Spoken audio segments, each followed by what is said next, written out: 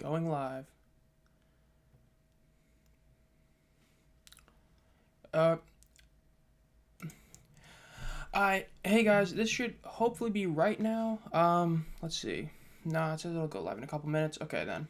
So, on your Renegades, play. Yep. Alright. So we are ready for this to start. Alright. Yep, okay, it's good. Alright, you can all hear me? Anyone's here? Let's see. This is the first time doing a stream, just an FYI, so hopefully nothing ends up going, bad. Hopefully the mic doesn't cut out or anything like that. We're going to be doing a play-by-play of the first Tank Bowl in UFL history. We have the Arlington Renegades, who are 0-3, going against the 0-3 Houston Roughnecks. This is the first Tank Bowl, and as I talked about before, this is essentially whoever loses is basically out of the playoffs, especially after yesterday. For the Roughnecks' sake, if the Roughnecks lose this game, they have no chance of catching the Stallions. And even though the Panthers and Showboats both lost, the Panthers still already have 2 wins above them, including a head-to-head win. And for the Renegades, every team in their division has at least 2 wins, but 2 of them have 3 wins. So if they lose this game, they're pretty much screwed as well. So something to be, a big deal. So I'm going to be kind of fixing all the stuff here, making sure everything goes right so far. Let's see, top chat, participants send feedback. Yep, nice. So, just kind of setting up some of the stuff before the game starts, because the game starts in about like 15-ish minutes, so I'm trying to make sure this whole setup is done right. I know there's some issues about some of the bitrate and all that, so I'm trying to get that covered real quick. So let's see if we can get this going. So yes, we're going to be doing play-by-play naturally. We have the stat broadcast, which, if I'm not mistaken, is about like 3-ish plays late, from what I remember, because I was kind of checking it out earlier. And I believe that's how it is. So that's pretty much what it is. Okay, stream, output, bitrate. What bitrate does it want me to be? It wants me to be at about 68K. We can do that. Yeah, 68K, we can do that. Apply. Okay then. So hopefully that gets it a bit higher. Let's see, can I get this working as well? It'd be really nice if I get the top chat to work. Participants send feedback, timestamps. No, okay, it doesn't want to work. That's awesome. Well, I'll just use the backup plan. Yep, 3 weeks to develop the first Tank Bowl is pretty wild, in all honesty. Yeah, I agree. Whoever loses this game is pretty screwed, let's be real. I mean, the Renegades' sake, the Renegades at least, look competent. It's just that the Roughnecks haven't, and now I believe Mark Thompson is going to be active, so that is a very big deal for them to have Mark back. So, hopefully, it makes the game a bit better. I see now the stats are starting to begin. That's good. Game starts in about 14 minutes at this point, so that's always good to see.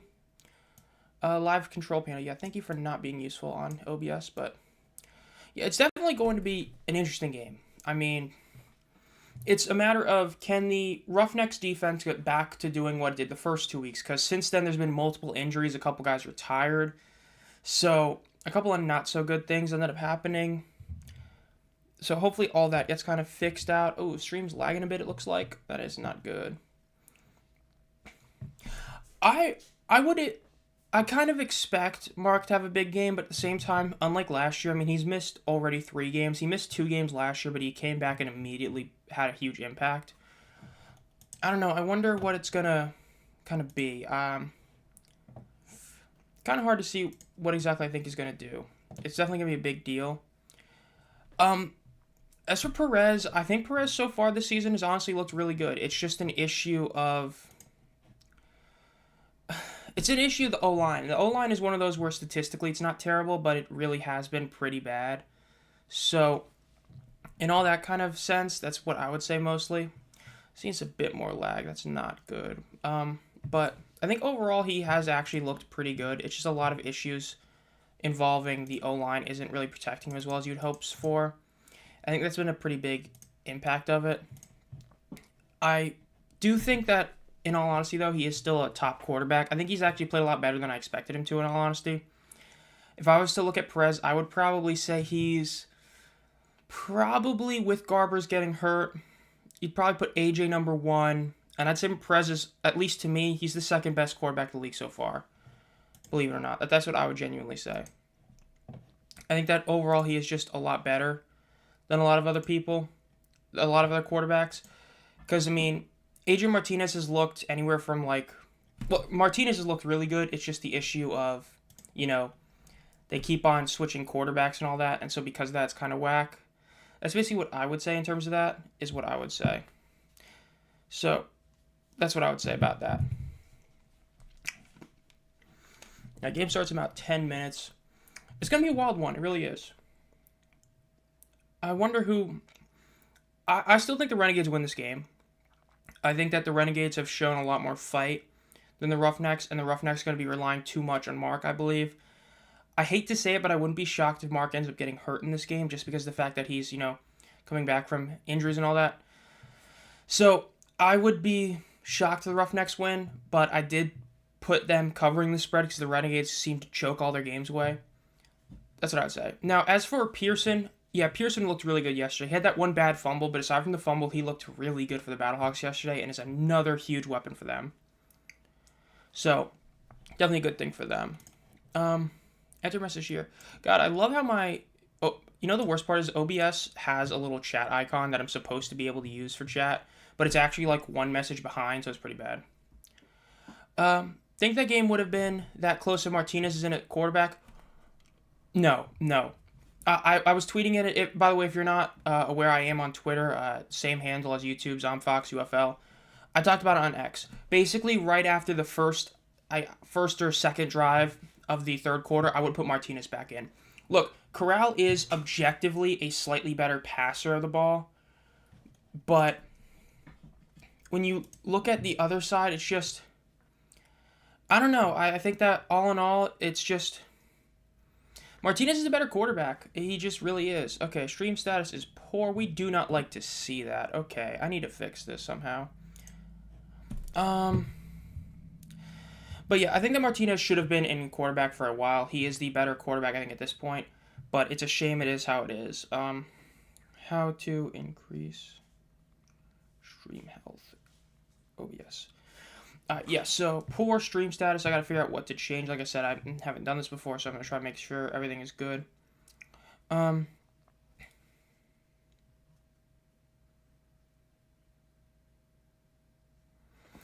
so go to settings. Yeah, I'm just gonna try and figure this out to make it as good for you guys to watch. Apparently, it sounds like the audio is working fine. I'm also kind of listening to it a little bit.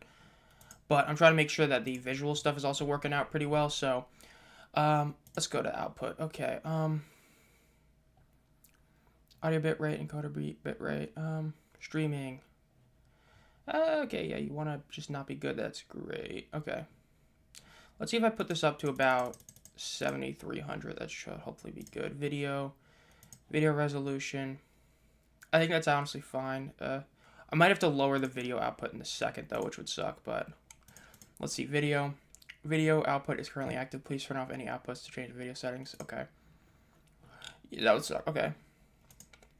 It's really only the face cam. Other than that, it's fine. Okay. Is that the same for everybody else? Is the face cam the only thing that's kind of lagging? Is the audio still working really good? Because if so, I can probably fix that face cam. But if the audio is messed up, that'd be a problem. So is the audio good for everybody else? Imagine if this game had high views. Dude, if this game had high views on FS1, that'd be hilarious. Okay, computer, could you not do that again? Alright, I'm going to quickly turn off the video capture and see if I can get this to work. Okay.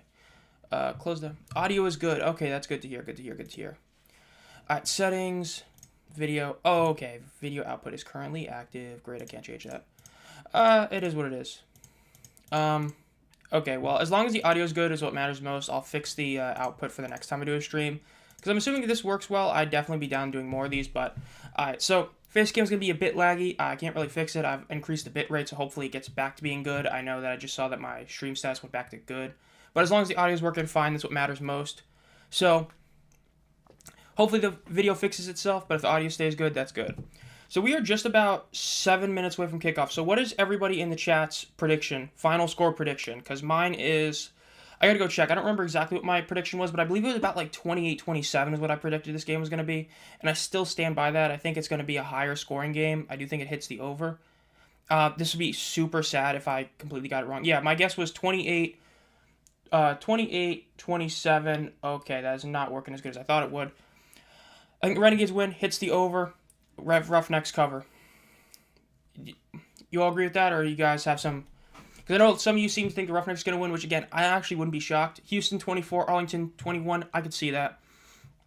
3 touchdowns for the 2020. Wow, 2010. Nope, that's a bold prediction, but I wouldn't be too shocked. It's just that I don't know, it's just that defense is not that good for the Renegades. It really has not been. Oh, by the way, I think you can see just barely, yeah, my cat is just kind of sleeping there. I might have to get up and let her out if she wants, but yeah. Okay. So currently the pregame is, or there's naturally no pregame, but currently we've got like the little Talladega intro in because Talladega starts in like 6 minutes. Renegades 24, Roughnecks 12. Wow, a couple bold predictions that Renegades just obliterate them. I don't know for certain, but I believe he is playing. It's just the depth charts are really weird and they're super just kind of. But I believe Mark is playing. I believe he is playing. It's just a matter of, is he going to be at full strength? Is he going to play fully? Is he going to play only a bit? That we don't know for sure. So yes. Yeah, Thompson is playing. Thank you, Michael. So yes, he is playing, but I wouldn't be shocked if he's only kind of playing in a sense that he's not, full go, that he's just a most go. I wouldn't be shocked at that. So, yeah. Now, any of you racing fans, who you got winning Talladega today? If any of you are racing fans. I've been watching, basically since the start of like last year, I've been watching a lot more NASCAR. It's mainly, whenever there's nothing else on, I'd put it on and I'd watch it. And overall, been a pretty whack season. But, yeah, I'm not fully in the know of who's good at the high speed track, so I don't know for sure. What did you think of the regional broadcast games yesterday? Just like someone in a recent comment said, the regional broadcast was a humongous success yesterday. Because we're in spring and a lot of these places are outdoor, we're going to have thunderstorms. It's going to happen. If this was last year in either league, the TV ratings would tank. There is a very real shot that we see the TV ratings still be pretty damn good because of the fact they had another game to put on. So having 2 games play at once allowed you to have a backup game for when the weather did affect it. So even though that the Stallions game FS1 ratings are going to be terrible, I don't even know if they're going to count it. But because of that, you were able to keep a lot of viewers that normally you would lose. So I think that overall, I honestly think that's a really good thing they have it, and I think it's a good sign for the future. Naturally, we got to hope the TV ratings are good. As I'm assuming the league is hoping that it hits 1 million total across both games, but we'll see. So, Strange, how bad was the rain? Like, when did it get really bad? Because I know that once the delay came back, it was like probably like, 100, 200 people were still at the game. But like, when did the rain start getting really bad? Everyone went home and watched. Yeah, I probably did gain a couple thousand people, honestly. But FS1 is going to be weird rating. But yeah, like I said in the last video, I think it's pretty ironic that we have the really, really awful channel for the UFL and FS1 being the channel that the Tank Bowl is on. I think it's ironic. And what's even funnier is the fact that we saw the champion of the first spring football Tank Bowl in the ultramodern era, Jarrett Horst, get benched the day before the Tank Bowl. For those of you who don't know who are an XFL fan, Jarrett Horst was the #1 overall pick of the college draft, which the Panthers had that pick because they beat the Maulers in the first USFL Tank Bowl, and he got benched literally yesterday. So, ironic. It's hilarious. Sean Tank Bowl might tank the ratings. Right before 8:30. Wow. Yeah. Yeah, it definitely sucked. I mean, it was a wild delay. It was the lightning more than. Okay. It'd be really nice if. Yeah. God, it's just the live chat is so effed up here. Yeah, the lightning definitely, that's the reason the whole delay happened, but the rain definitely affected people. I know that the attendance was I think it was under 8,000, but everybody knows it's mainly because of the rain and stuff. I mean, naturally, it's like the joke, oh, there was like a single small road being worked on, so that prevented 8,000 people, it's the joke, but the rain definitely had an impact in attendance. Like, I talked about it last year, for those of you who weren't around the channel when I went to the USFL Championship game last year. It was raining before the game started. That game definitely lost out on a few thousand or a couple thousand attendance. because of the weather. And saw it on TV. Yeah, that weather really did look bad. The Tank Bowl, yeah, haven't watched NASCAR in 15 years. NASCAR sucks compared to what it used to be. All I know is that, like, my parents went to a lot of NASCAR stuff, or not a lot, but they went to a few, but then it went down. Then COVID, it was like the one sport that, like, shot up during COVID. And now it's just, because I know they've added a bunch of, like, safety things, a lot of extra things, and it's just, the stage system is pretty whack, but I mean, I put on a lot of the endings, and I can't remember where it was, but it was like 2 weeks ago. The ending of one of the races was like really crazy. It was like Bubba caused a very minor crash like 2 laps before the end, but it was enough to, I believe Denny got the benefit. He was able to get a head start and end up winning the race that he should not have been in. The weather around here is almost like a sporting event in itself. People really pay attention to it because of tornadoes. Yeah, that's right, because that is more in the Midwest kind of area. So yeah. This is easily the worst game of the week, and that's saying something. Yeah, it's pretty wild. Dropped frames, 90%. Yikes. Yeah, I see what it's saying here. Yeah, it is what it is. As long as the audio is working fine. That's what most matters. At least I saw a shirtless man forming a pyramid for the game-winning field goal. That was wild. The end. Ahmed was incredible. That was one of the best kicking performances in spring football history. To come off having not done anything and then just kick, I believe it was like four field goals, like 3 of them, or I think it was 2 of them were 46-ish, and then like 1 of them was 30-something, and then 1 short one. Incredible. Ahmed really had an incredible game. That was a great game by him. Consider turning down video. Yeah. We probably should. Transform. No. Scale filtering. No. That's not what I wanted.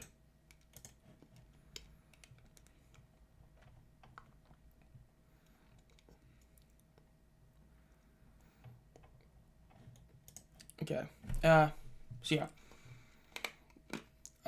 At least Sasha, we ain't even have 1 score game yet. Well, this week, I mean, yesterday's game was a 1 score game. I mean, the Stallions defenders, just a lot of people didn't end up seeing it because of when it was and all that, and that it got moved to FS1, but that was a close game. Yeah, I mean, the Blewett injury happened out of nowhere. I mean, I don't remember hearing anything about it, and then it was like, oh, by the way, he hasn't practiced. It's like, whoa, wait, what? I mean, that was definitely a shock right there. Okay.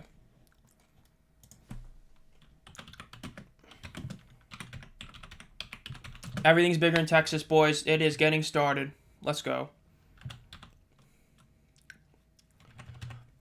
The Tank Bowl is starting. Here's the real question. Do all of you have FS1? Like, that's what I want to know. Because everybody always talks about FS1 and USA were so bad because not everybody have it. So, do you all have FS1? That's what I would love to know, honestly.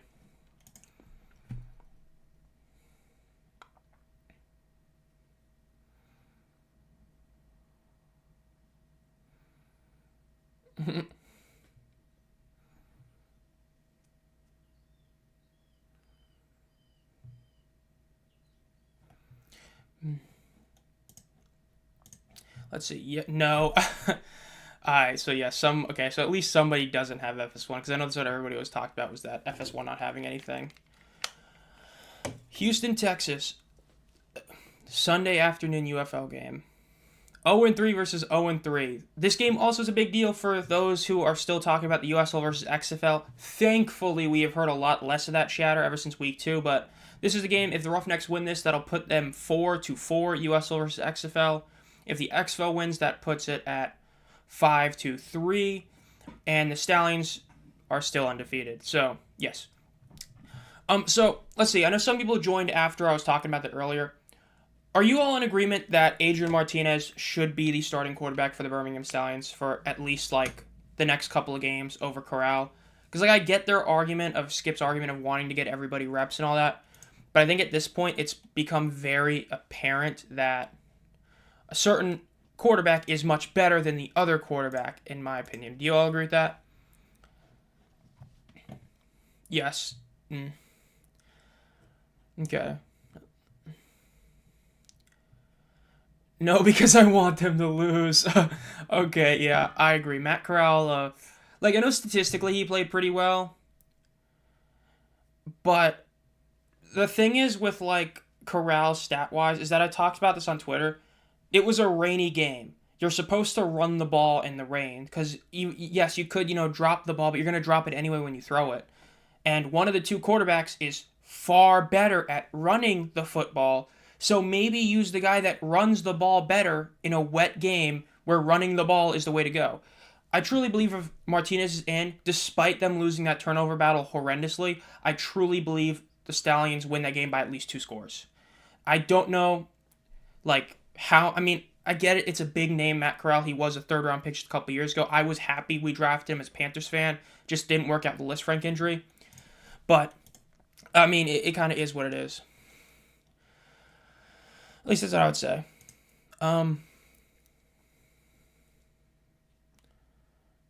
Low CPU verse. Encoder preset very fast, super fast. Okay, then. Even when the Stallions had their worst game in a while, they still won. That is wild. I agree. The fact they were able to do that is crazy. I mean...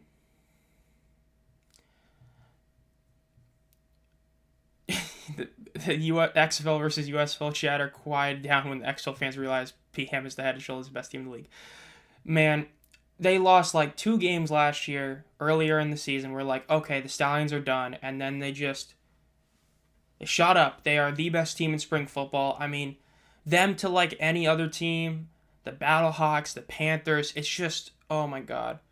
Or we'll say, at least as of right now, I'd say the power rankings as a quote-unquote, actually it might change, but as a, future look onto Wednesday, or Tuesday, I mean. Number 1 is the Stallions. Number 2 is the Battlehawks. Number 3 is probably the Brahmas. The number 4, I'd probably put the Panthers. I think the Defenders weren't in that game like they should be. I think it was a fluke. Then I'd probably put number 5 is the Defenders, though. Or, honestly, the Renegades. The Renegades win this game by a wide margin. The Renegades probably move up to 5. That's what I would honestly say. Do you guys agree with that? Oh, wow. Do you guys agree with that? I would say at least top 3, I think, is pretty obvious. 1 Stallions, 2 Battlehawks, 3 Brahmas. You all agree with that as the top 3? Because at least that's what I would say. I would say those are probably the 3 best teams in the league. Pretty clear cut. But I would put the Brahmas at 3. Let's see. Go Renegades. Time for the game. Luis Perez, baby. Of course, they're going to have Luis Perez be the first guy interviewed. Dude is such a good quarterback. If only he had, like, just a better O-line, he'd be so much better than everybody gives him credit for. I mean, I still don't get all the hate. I don't know about the suspension. The suspensions are pretty wild, in my opinion. It's just they kind of come out of nowhere. I imagine there's some stuff, but I don't know for sure. Audio track recording, custom encoder effects. Stream status is back to excellent. I have no idea how that happened, but it happened. It is what it is. Bitrate is still awful. Is what it is. Let's just keep this bitrate a bit down, though. Apply. There we go. Even though I'm a Stallions fan and a Shows fan, go Roughnecks. Man, I can't... Man, that's so whack, man. Rooting for the Roughnecks, who are basically the gamblers who, I don't know, man. That's kind of wild to root for them. Let me guess, Michael, do you want the Roughnecks to have hope just for the Stallions to just crush the hope that they have? Oh, man, that'd be crazy. Cameron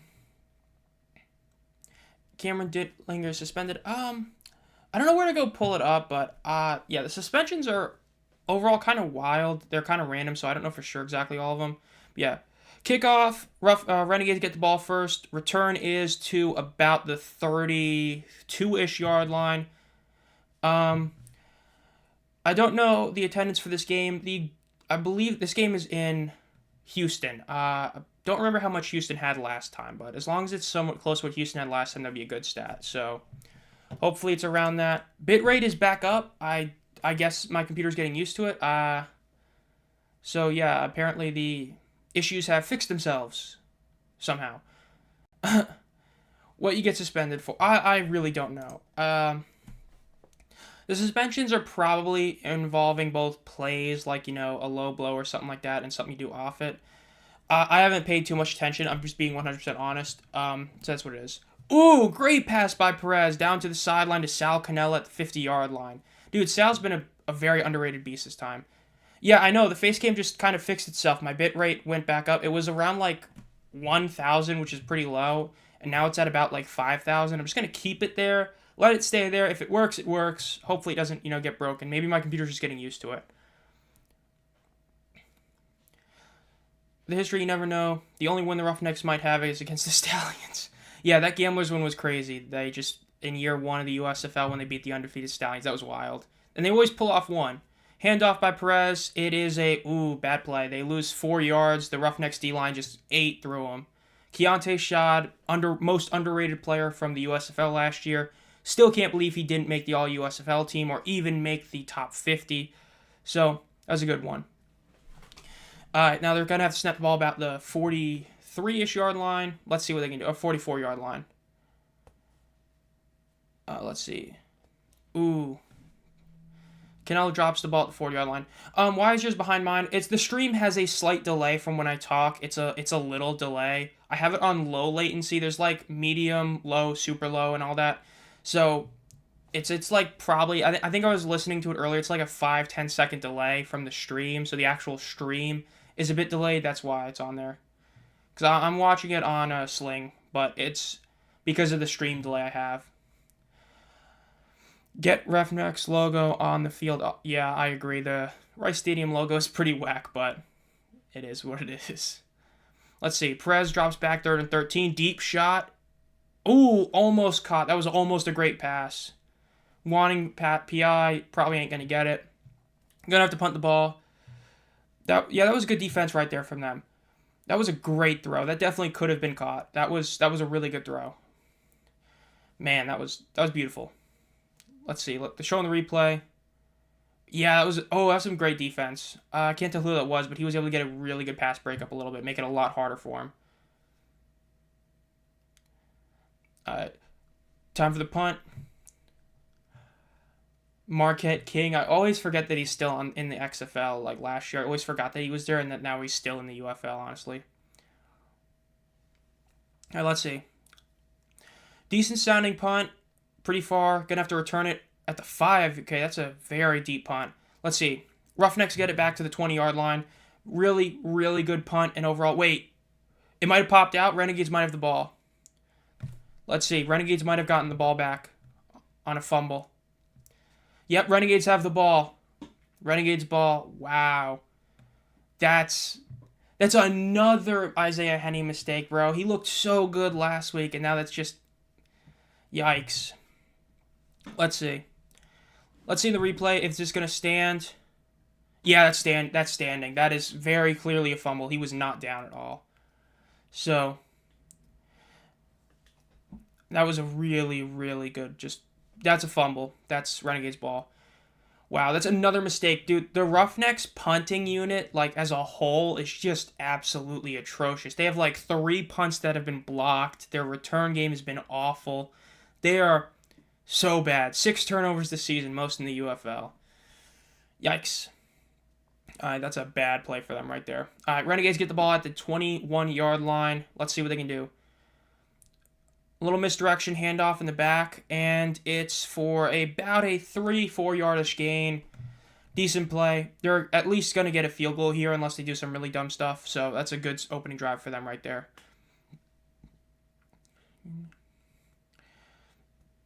The Renegades offense. Yeah, show that offensive line. Hopefully it gets a bit better. I don't remember seeing Henri St. Amour be activated for those of you who are USFL fans, so I don't think he is playing today. I might be wrong, but I don't remember seeing him get activated. My friend's a Roughnecks fan, and his wife's a Renegades fan. Oh, God. And, yeah, whoever loses is going to have a really rough time next week, too. Let's see. Prez, another handoff. I honestly like that call. Ooh, nice run. They get about 3.5 yards. They're going to be at about a 3rd and 3. I honestly like that. I know that they run the ball a bit predictably, kind of, but in that regard, I actually do like that run call. I'd probably do a play-action pass here. Or honestly, might just run it again. If you're getting 3.5 yards per carry, Just keep doing it until the Roughnecks stop you. You shouldn't even have this drive. If you're going to just take the field goal, take the field goal. I might run this ball. Run this ball or do a PA. I would not do a straight pass. Let's see what they do. Taking it under center. Let's see.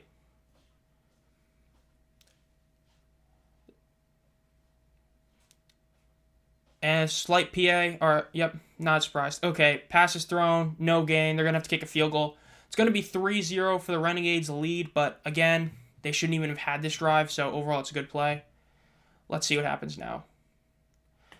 Bit rate's going back down. Hate to see it. Okay.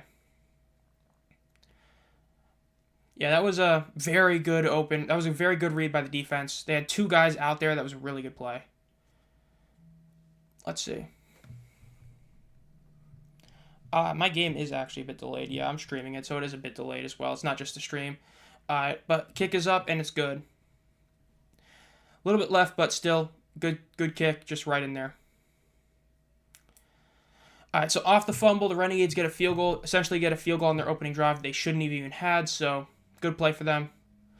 Now let's see what the Roughnecks can do. I believe Curtis Johnson did say Nolan Henderson is going to get some reps today, I believe, but Reed Sinnett is going to be the main quarterback, so we'll see how all that goes. All right, let's see what happens now. Ooh.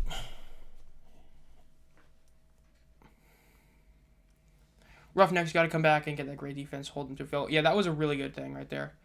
Are the Battlehawks running with the XFL? That's a good question. Honestly, you could very well make the case that they are kind of running away with it at the start. They did just beat the Brahmas, which is a big deal, and they did get a win. Like I said, as long as they can keep winning in the XL conference, they're fine. I'd say at this point, it's looking like the answer is yes. The fact is that they got the win against the Brahmas, which is a big deal, because that's what they couldn't do last year. The Battlehawks last year couldn't win the games that mattered. That game against the Brahmas really did matter, and they were able to get it. So I think the Battlehawks are really looking like the team to beat in the XFL conference. The Brahmas, not as much, I would say. Yeah, I agree. The Battlehawks and Brahmas are very much looking like the Renegades still could if they can continue to not lose tight games, because they very well could be 3-0. Granted, everybody likes to say it's just because the Deion Kane deep shot. Overall, they did still get beat in the second half by the Stallions, but overall they are still very close to have actually won all three of their games. So I think that all in all, they are still probably the third best team in the XFL conference, even though the Defenders have more wins.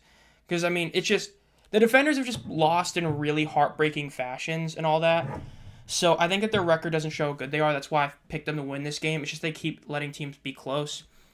And DC is they were in that game yesterday, but I don't think it was because they were, good. It's just because the Stallions just kind of didn't know what to do. But as for the Michigan Panthers, yikes, that was a very tough loss yesterday. The second half, defense played incredible.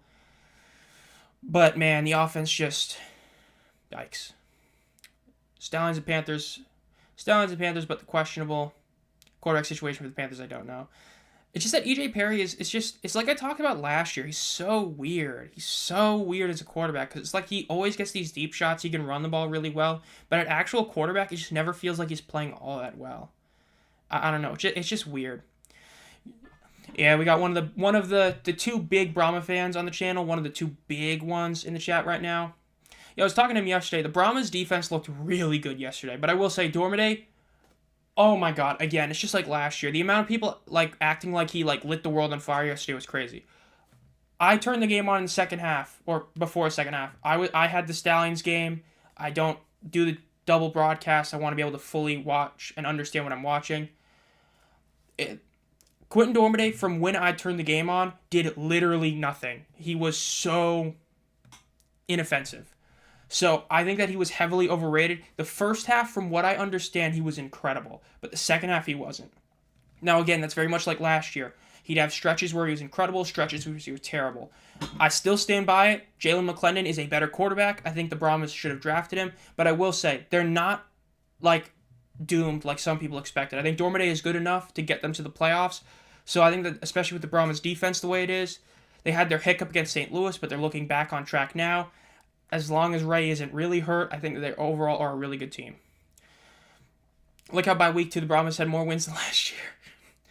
Yeah, that'll happen when you increase your head coach. Like, I'm sorry, people really like Hines Ward, but no, he was not a good head coach. So it's a very good thing they got Wade Phillips. I'd rather have Garbers. Yeah, I agree. Garbers looked a lot better overall. Again, like, I didn't see the first half, but from what I saw, Dormade did not look that good. But that's what he did last year. He played very inconsistently. He was just like the EJ Perry, the XFL, very inconsistent player, except he was more consistent in his inconsistency, I guess. But I think that he is good enough to get this team to the playoffs. I don't think they need to go make a trade for a guy like Jamar, go make a trade for a Brandon Silvers. I think they're fine the way they are. Arlington could be 2-3 in the next 2 weeks. They really could. They could definitely get a couple big weeks. All right, let's see. Mark Thompson on the bench currently. Roughnecks 3rd and 9. Let's see. 3rd and 9, this is a big play. They need to get this first down. They can't give the Renegades the ball back. The Renegades are just going to go down the field and get another field goal at least. Let's see. Drop back pass. Oh, deep shot. Is he going to get it? Pass PI. Might be PI on that. Nope. Looks like some just straight up good defensive play. So, great coverage by the corner right there. They're going to have to punt the ball.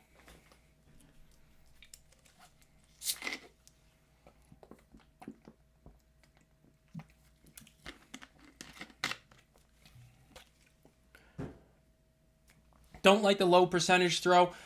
I don't know, announcer. I don't know. The Stallions almost won the game against DC yesterday by deciding to do a deep shot in field goal range, and they came really close to doing it. I mean, I actually like that call. I think that was a good shot. All right, let's see. Renegades get the ball at 10. They're returning, and it's to the 20-ish yard line again. I predict that they're going to get a field goal in this. That's my prediction, that they're going to get a field goal. Let's refresh this. This is not working right on there. Let me see. Do you all agree that the what's it called? That the Fox broadcasts are a lot better than ESPN broadcasts? Because I know it's been a big talking point, and I fully agree with it. I think that the ESPN suffers from all the betting talk. I think the overall announcers are slightly worse, and I think all the camera stuff and graphics are. Do you guys agree with that? That the Fox broadcasts are better than the ESPN ones? Because all the ABC broadcasts are literal ESPN broadcasts. Do you guys agree with that? There's just too much time on the clock, so the Stallions won. Reggie Barlow just... Look, I gave him a lot of credit last year, but he has not looked as good as a head coach this year. They really should have gone for it, I think, to try and ice the game. You left a minute on the clock against the team. And a minute in the UFL is like college football. When you have the ability to stop the clock every first down, you gain so much time you don't have in the NFL. They should have gone for it. They were going to let a field goal anyway. They should have gone for it and tried to ice the game. That's how they beat the Renegades. Very, very big mistake on their part. All right. That's what I would say for sure. Yeah, Fox is better. Yeah, a lot of people seem to think that way too. It's just something with the broadcast. It's just overall is a lot better. But now, for those of you who have dabbled on it, what are your thoughts on the UFL site? The XFL site was straight garbage last year, but I think that this site is slightly worse than the USFL site. I think the USFL site was a bit better last year. And I'm glad that that Fox is still doing stats as well. I like the Fox stats a lot better than how the XFL did it last year. But they need NBC back. Yeah, it sucked that they lost them, but at the same time, you do have ABC and Fox, which is still a really good powerhouse. And I think it's better to have, ESPN and ABC than NBC and USA, because USA is just such an awful thing. I keep getting notifications about my locations with UFL.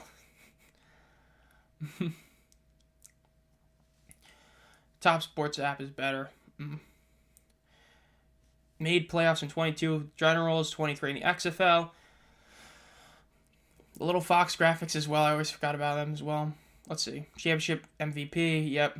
Everybody forgets how good a playoff run he had last year. Luis Perez, easily the most disrespected quarterback in spring football. Though people do kind of forget that in 2022, it wasn't just him. Him and DeAndre Johnson were a really big dual threat. And I get talked about Corral and Martinez. You can't just use them in game after game. If you're going to use them together. All right, little screen pass from Perez. That was a decent gain. It was about a 7-yard gain. Good play. Yeah, the UFL expansion happened back when Greg Williams, everybody's least favorite defensive coordinator, talked about that the idea was to expand next year. And as well, this is total speculation, but a lot of people speculated that the whole agreement with the Army and like the government in terms of actually legally getting the merger was that they'd have to add teams back in soon. So a lot of people do expect there to be at least 2 teams added back next year or 2 expansion teams. We don't know for sure, but we'll see. Renegades are going to be at a 3rd and 5 here. This is a big play. Cookus is really good, but has no protection. Yeah, the Showboat's offensive line is the single most disappointing unit in the entire league. That offensive line should be a top 3 unit based on the talent they have, but especially like Jerron Jones, he's been really bad this year. That offensive line has been a joke, so really sucks for Cookus, and people are starting to hate on him, but it's like, what can he do if he's being pressured literally every second? Let's see. Let's see what Luis can do here.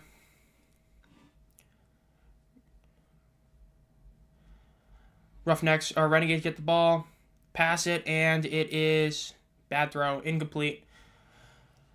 That Showboats team should be much better. Yes, the talent on that Showboats team is incredible. It is really incredible, because if you were to do it on paper heading into the season, you could legitimately say they have a top 3 quarterback, a top 3 receiver, a top 3 tight end, a top 3 offensive lineman, and a top 3 running back. And so far, basically, all of them have been disappointing to some degree. Now, naturally, like in the case of like a Jay Adams or a Sage Surratt, they've been really good, and there's only so much they can do when, the team's being pressured every 2 seconds, but it is what it is.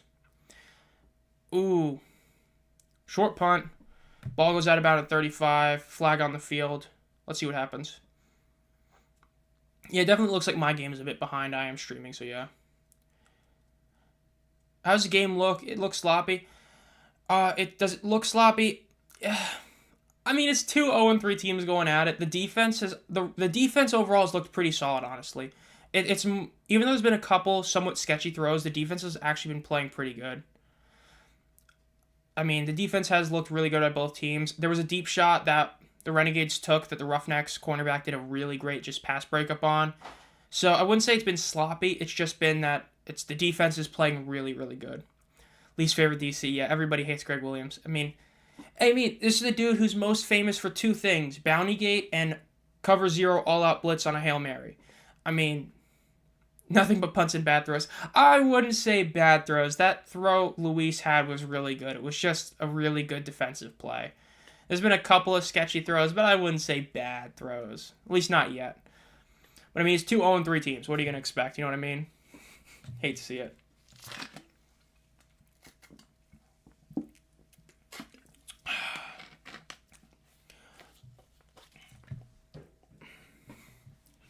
So I know we're going to talk about it as naturally during the week review, but anyone's thoughts on the overall, like, what are your expectations on the TV ratings for this week? Because yesterday, the NHL playoffs and the NBA playoffs started, and as I talked about it, I didn't even watch the first half of this, not the first half, but I didn't watch the first part of Stallions game. I'm a big Caniac fan. I've talked about it before, Hurricanes fan for life. So I was watching that game, and so there's a lot of stuff that were in the way. I hope the TV ratings stay really solid. If they're able to continue what they've been doing, it's going to be very impressive, and I think they might. The next Renegades home game looks promising for attendance, just like the Michigan Panthers from what I saw on Ticketmaster. I hope that's true. I hope it is too. The Michigan Panthers last year suffered from that 4 straight home game issue, and the Panthers team looks more fun than last year's team, but yeah, as long as the Renegades attendance is back up, because last week was pretty disappointing, but hopefully it's pretty good. The best game of the week was definitely the Stallions Defenders. If you're a fan of bad weather games, it was good. If you're a fan of close games, it was good. If you're a fan of chaos, it was good because it was just a really chaotic game. The Battlehawks Showboats game was straight garbage because of the fact that it was just one team clearly obliterating the other one. And the Brahmas Panthers basically was like the Battlehawks Panthers game in week 1, except flip the halves. No, not a Miami Hurricanes fan. No, I can't tell if there's a question mark because of what this is in the way, but no. Good old Carolina Hurricanes. We love that team. Yes, game 1 was yesterday against the Islanders. They pulled off the W. It was a really solid game. They really sketchy in the second period. Freddie had to do a ton of big saves, but But you got the W. This is basically the last year this core has to win the cup. There's a lot of our big players are going to leave. Not like our big stars, Aho, Svetra locked up, but I believe Pesci's a free agent, Natchez is a free agent, Gensel's a free agent. So this is like our last year to win the cup. So let's see. I mean, I would be fine seeing the Michigan Panthers go winless the rest of the season if it meant seeing the Hurricanes win the cup. So we'll see. Yeah, Battlehawks were just straight up obliterating them. Roughnecks get to the 30-yard line. Let's see what they do. Favorite college team? It should be App State, but it's really the Bearcats. They're the team that made me get into college football, Cincinnati. That whole team with... Because I never was a huge college football guy, but that Ritter, Pierce, Sauce, Wiley, Ford, that team right there, Kobe, that was such a fun team to watch, watching their journey from being this group of 5 team to almost beating Georgia in the bowl game to then going undefeated the next year and making the playoffs. That's what got me into college football, so that would be my team for football. College basketball, I mainly just watch March Madness. So I'd say in terms of team, it would just be the Cincinnati Bearcats for college football, which, I hated watching them last year. That was awful. They lost almost every game I watched. Who has the best offense in the league? It looks like the Battlehawks at this point. The Battlehawks had that whole issue with their running game we thought was going to be pretty bad, but it's looked pretty competent the last couple weeks. They got another big weapon receiver back. The Stallions with Martinez are really good, but at this point, the best offense would be the Battlehawks pretty clearly. Marshall, Thundering Herd fan. Good on Marshall. Yeah, I have not seen a Marshall game. I'm going to be real with you. I have not seen one. But, yeah, college football, I've watched a lot more in the last couple years. Like I said, I used to never watch it, but then I started, and now I just, like most other college football fans, I debate that it's better to watch than an NFL game. Granted, most football is better to watch than an NFL game. God, sometimes I hate the NFL, I really do. The hip drop... that's a good question to ask. What is everybody's thoughts on the hip drop tackle being banned? What are everybody's thoughts on that? I'm assuming overwhelmingly negative. Flag on the punt, Renegades. Ooh. That's a bad... Ooh, wow, good return. Almost a huge disaster, almost a punt that was down to the 1-yard line, get the ball back to the 20, and there's a flag. Let's see. Penalty on the receiving team. That's what it sounds like. Sounds like it's a penalty on the receiving team.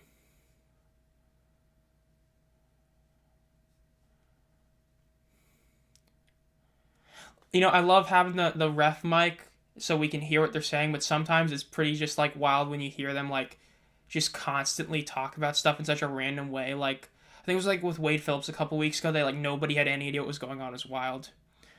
Penalties decline, first down at about 20-yard line. Battlehawks look much better, yeah. It's bad, stupid, might as well be two-hand touch. I'm fine with the ban on the hip drop tackle, but hands to the face needs to be banned next. It's a weak penalty.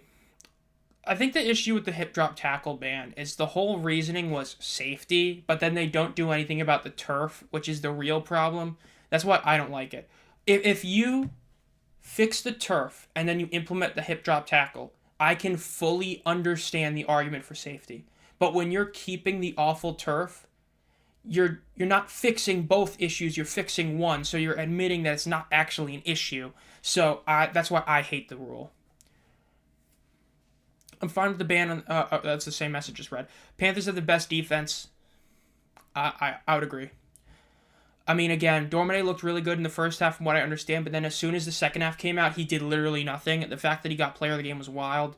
The Panthers' defense has really not looked bad at all. They made the Battlehawks offense look like just absolute garbage that first half in week 1.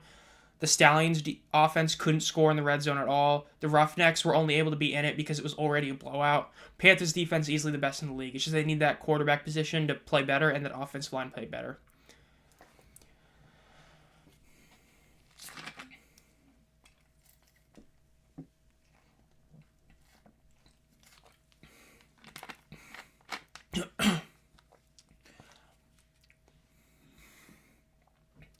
I see people, particularly NFL fans, saying the UFL will fail or who watches this league.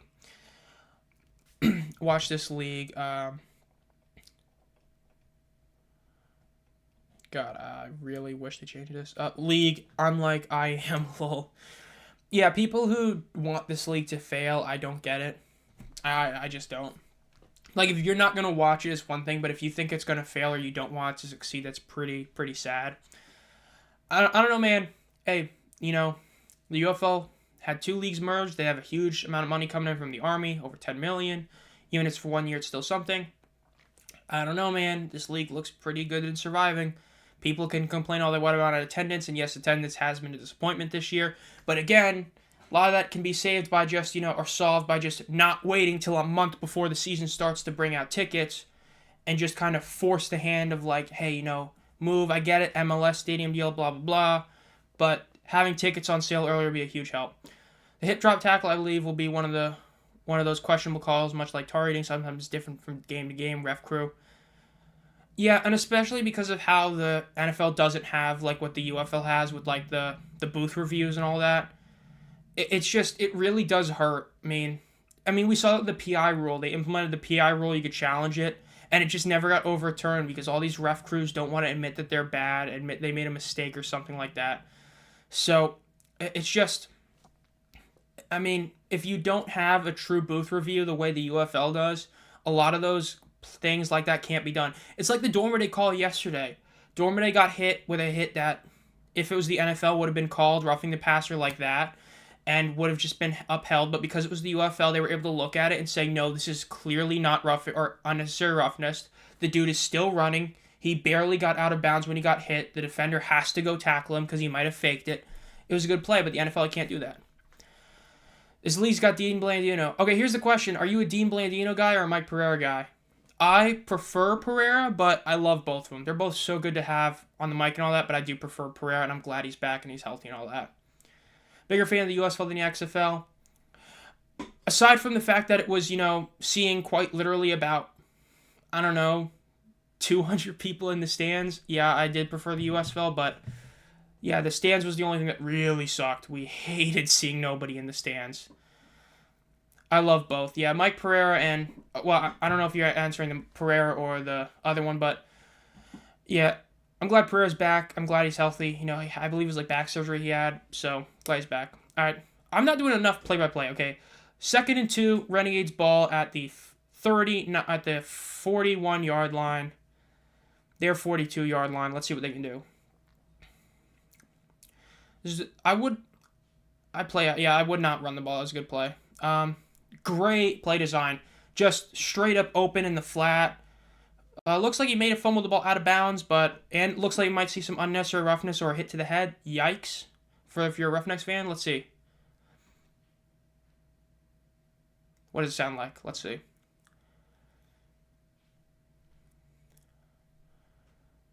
Defense 31. Yep, it sounds like it's going to be an unnecessary roughness. Maybe a hit to the head is what they're going to call. It's the suck ball. Yeah. True. That's a good point. After the play, okay, after the play, I don't know, I got to see the replay, but calling the field unnecessary roughness on the defense, 15-yard penalty. Let's see. Yeah, no one's expecting much from it. Yeah, this is on FS1. I get it was by accident, but it's on FS1. Probably going to have, 300,000 people watching this. It's like real degenerates, as people like to joke about. Okay, that was worse than the Dormady hit. He was already being hit out of bounds. Okay. It's picked. Okay, let's see what happens. Let's see. My game is a bit behind, but again, it's like you guys say, it means a tank bowl. Renegades. Let's see. Throw is. Ooh, yeah. Wide receiver just fell down. He wasn't even anywhere near the ball. He might have been doing a cutback. We'll see on the replay. Ooh, big return. Wow, big return. He picked the ball off at his own 20. He got it to the opposing 40. Huge return. Houston needs to score now. This is their chance to score. They need to score right now.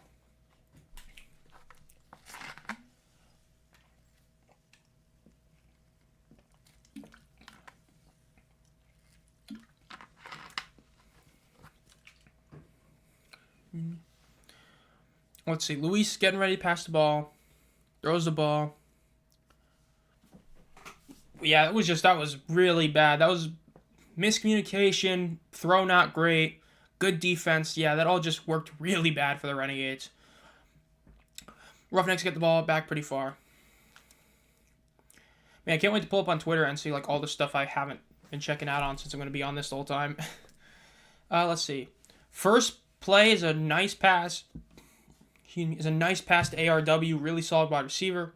That was about like a 10-yard gain. That was good. This is where the game is going to get high ratings because of its madness. Oh my god, dude. This is wild. That was a really good return. That was a really good return, the interception. Let's see. Renegades, Roughnecks have the ball just beyond the 30-yard line. 1st and 10. Oh, Sinet's going to go. He gets about 3 yards. That's a solid run play. Good first down play. Getting 3 yards in a first down rush is always a good thing, even if it's on accident. Good play. I will say, at least from what it sounded like with the last Curtis Johnson interview, that he said something about like Reed Sinet's been doing a good job filling in. Let's be real here. If Yarantano comes back and he is named the starter, dude, this Roughnecks team is going to lose every other game. No, Perez, you're thinking of Teamu. Teamu is the one that learned to play football from YouTube, which, by the way, yes, they did bring that up about like 4 times during the Stallions Defenders game yesterday. Yeah, so yeah, you're thinking of Teamu, Rob, but they did bring it up yesterday multiple times. I believe they did it before the game got broken up from the Lightning, and then after the game got broken up from Lightning. Anything that can go wrong will go wrong. Yes, sir, the Cowboys' philosophy. Everything that can go wrong will go wrong. It's the Gamblers, first of all. Yeah, you can bet on 2 things with the Gamblers. They're probably going to miss the playoffs, and they're somehow going to beat the Stallions.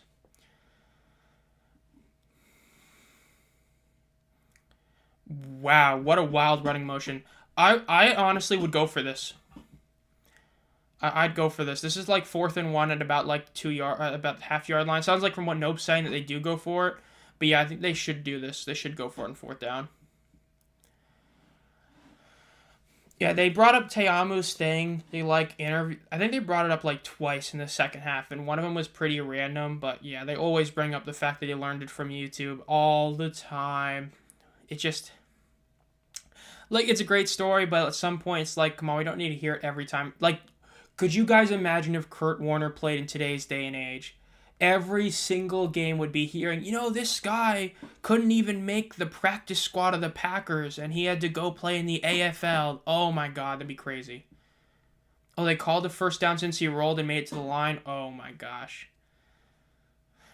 I don't know, that's probably going to get brought back to a 4th down, and I think they should go for it. Yeah, Houston does have to go for it on this play. This is an offense that hasn't been all that good. You're at a 4th and less than 1. If you can't get less than a yard, you're just not good enough. I mean, let's be real. I know it's like on the comedy kind of football YouTubers talked about it, but it's true, I believe. I think it was like MMG who said it or something like that, but I saw a clip and it's true. If you're in a 4th and 1 and you run the ball and you can't get a first down, you don't really deserve to win the game. So they should go for it. Rolling for first downs. Yeah, I don't think this is going to be as high scoring as the USFL Tank Bowl back with the Maulers and Panthers. How many of you guys watched that game, by the way? How many of you were there for that Panthers-Maulers game, Week 10, 2022 USFL? That was a game. That was one of the games for the ages. Paxton Lynch, baby. We love that guy. He put one great performance, got us a left tackle that got benched. Hopefully he's back. Hopefully it's just a bad game, but we'll see. Didn't watch many USFL games. Yeah, back in 2022, the final game, if I remember correctly, they were both 1-8 entering that game. If I remember correctly, they're both 1-8 entering that game. Maulers' 1 win was against the Gamblers, and the Panthers' 1 win was against the Maulers. And then that Week 10 game, Daryl Johnson went on Instagram, was like, whoever wins this game gets the first overall pick in the next year's draft. And then Paxton Lynch just went out there and balled out. If you were a Guardians fan and you had heard people say Paxton Lynch is going to be good or decent, it's because they watched that game against the Maulers, which he just lit it up and thought he's just going to keep doing that. He did not keep doing that. That was a game. That was a wild one. I actually have a Tank Bowl video on that came out like 2 years ago, which is wild to think how long it's been. It was a good game. I mean, it wasn't like it was super close, but it was definitely a really good game. I remember that one. Paxton Lynch really went off. It was really wild to see him play that good. Engage with your audience, yeah. I forgot I can do polls and all that. Yeah, I haven't done a live stream like I said before, but yeah. I remember that game was so high stakes. I never seen Paxton Lynch want to get rid of his job so hard in my life.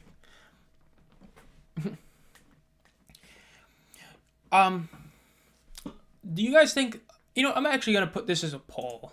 Let's see.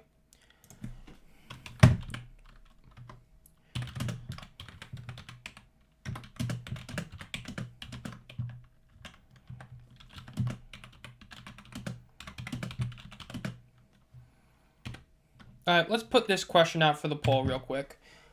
Will Boogie be on a UFL roster by week 7? So let's send that out there. Because great play. I mean, give the ball to your best player. Mark Thompson gets the handoff. Great run right there. Yeah, let me know what you guys think about that poll question. Will Mark Thompson end up being on a roster by week 7? I mean, Boogie. It's just not looking like he's getting signed, which is shocking. He was incredible last year. He's a really great run stopper. And teams, especially like the Roughnecks, they have a lot of guys from the Maulers, and they've been dealing with a lot of injuries. I would imagine that he should be signed somewhere. I mean, I could ask this question about Calvin Ashley as well, honestly. I really could. But I'm going to ask it about Boogie. Which, for those of you who are new to the channel, that USL Championship game shirt, got that at the championship game, and then it's signed by 4 players, and one of those guys is Boogie. So, really saw it, and that picture, can't see it from there, but that picture is me and Boogie. Really cool experience, and I got one of Josh Simmons as well. Really awesome day, really fun. Hope I'm going to try and go to the championship game this year as well, but I won't have as good as seats because game's probably going to, the good tickets are going to sell out. It's in St. Louis, especially the Battlehawks make it, but at least for that game, the USL Championship game, I literally had first row seats. Incredible experience. I bought the tickets like as soon as they came out. Sinet, ball tipped, 3rd and goal. I'll be honest, I'd kick the field goal. If you don't get about 4 yards, I'd kick the field goal. No, I'd go for it. If they can get like 3-4 yards, I'd go for it. Try to get a touchdown. You're about 6 yards out. You have 2 plays. If you can do 2 rush plays for 3 yards each, that's a touchdown. I'd go for it in 4th down if they get a decent amount this drive. All right, let's see. Okay, they're about to 7, but if they get 4 yards, I'd go for it in 4th down. They're going to pass. Yep, incomplete pass. Kick the field goal. 7 yards, don't go for it. Just kick the field goal, get the points, tie the game up. 2nd quarter, yeah. If people pick the over, that'd be crazy. They had a buy one, get one free ticket for this game. They must know how it will work. Yeah, they've been putting a lot of deals out there, I've seen.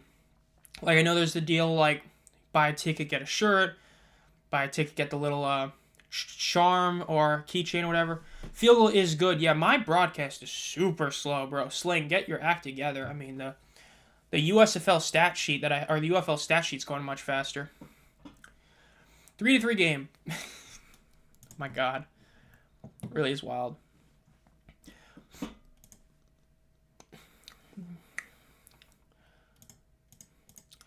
Just as an FYI, so I can actually show them, because I've talked about them before, one of the perks of becoming a channel member is being able to use exclusive emotes like these. Currently, those are the only 4 I have, as for some stupid reason, YouTube makes it to where you have to have certain amounts of members. So if you end up becoming a member, you get exclusive use to those 4 emotes. I currently have the Panthers, Stallions, Battlehawks, and Brahmas. 2 teams that have some of the biggest fan bases, and I know a lot of people in the chat and all that are fans of the Brahmas and Battlehawks. Stallions, of course, Panthers. So yeah. So there is that as an FYI. Seen those before. Yeah, they're really nice to have, honestly. I really did wish that YouTube didn't make that limit. I don't know why they have the important teams. Oh, bro. Dude, those poor Roughnecks, poor Renegades fans watching this game. Yeah. Yeah, I wish YouTube made more. I don't know why they make the limit of, like, you have to have an X amount of members to have X amount. At least had more than 4, I would say, but it is what it is. the important teams. It's so messed up, but let's see. Let's go check on Twitter since we're in a commercial break. Let's see what people are talking about. Because naturally, the attendance will come out about the second half, about like 5 minutes in. Let's see. Top 2 single performances in rushing history. Okay, this Battlehawks post is pretty whack. They just made a post about Durant and Sailors having the 2 single-game rushing performance in team history. Bro, just say UFL history. No other running back has had 100 yards, I believe, this year. Just say that. It makes it a bigger deal, so yeah. 3rd sack of the year for Redmond. Impressive streak. 0 interceptions. I did not see that graphic. That is awful. Good afternoon to everyone except DC fans, dude. State of the Stallions W page to follow. Just absolutely obliterates non-Stallions fans. Notification. Alright, is what it is.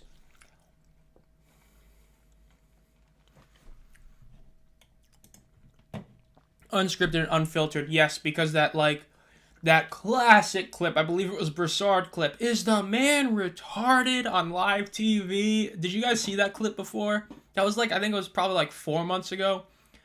It's pretty wild. That was everybody was like, oh my gosh, he said that on live TV like that. I don't remember who he was talking about, but it was pretty wild.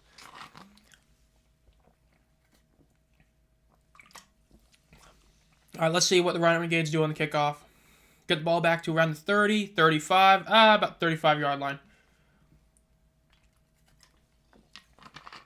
Why, you didn't see that clip? Yeah, it was a wild clip. I don't remember who he was talking about, but he said it, and everybody's like, what?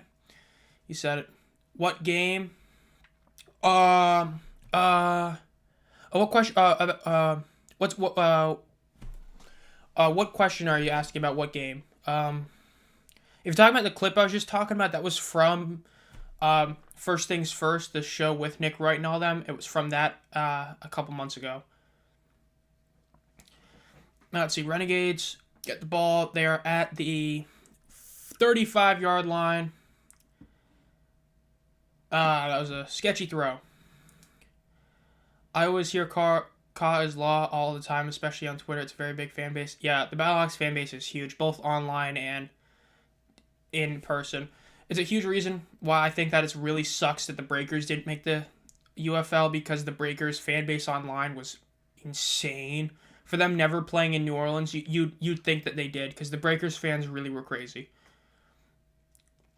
Another sketchy pass. Yeah. What are your opinion on the Battlehawks DC game next week? I'm gonna be honest, I think DC gets crushed. Look, the game was close against the Stallions. It took the Stallions fumbling twice in the red zone, the Stallions putting in the wrong quarterback, a lightning delay, and they still lost. The Battlehawks are probably going to crush DC, if I'm being honest. That's probably a 10-point. They cover. I think the Battlehawks win that. They never shut up. Even when the Battlehawks has the ball, it's so loud. I know. It's so crazy. The Maulers had a pretty decent fan base, too. It grew a lot because they become what I called them was everybody's second favorite team. I mean, I'm not going to pull it out, but I mean, you guys have seen I have a Maulers jersey. They became everybody's second favorite team because they went from the god-awful Kirby Wilson experience to Ray Horton, this absolute giga chat of a head coach who knew what he was doing. And they got so much better. They got a lot of players that people like. That defense, Tizino, Sagapalo, Boogie, Gilbert, Tizino, and many other guys was incredible. T-Will had that great season. It was just a really fun team to watch. So a lot of people really loved them. It really sucked they didn't make it. All right, 3rd and 5, Renegades. Gonna pass it. Not looking good. Roughnecks can get the ball back. Roughnecks can take the lead. If they bring back the Maulers, bring back Ray Horton. I wouldn't be shocked if they don't bring back Ray Horton, but bring back Jaron as the head coach. I wouldn't be shocked at that. I would love to see them both come back, but I wouldn't be shocked if they bring Jaron back as the head coach. For those of you who don't know, Jaron Horton is Ray Horton's son. I would not be shocked if they did that. But I would say bring back one of the two for the head coaching job.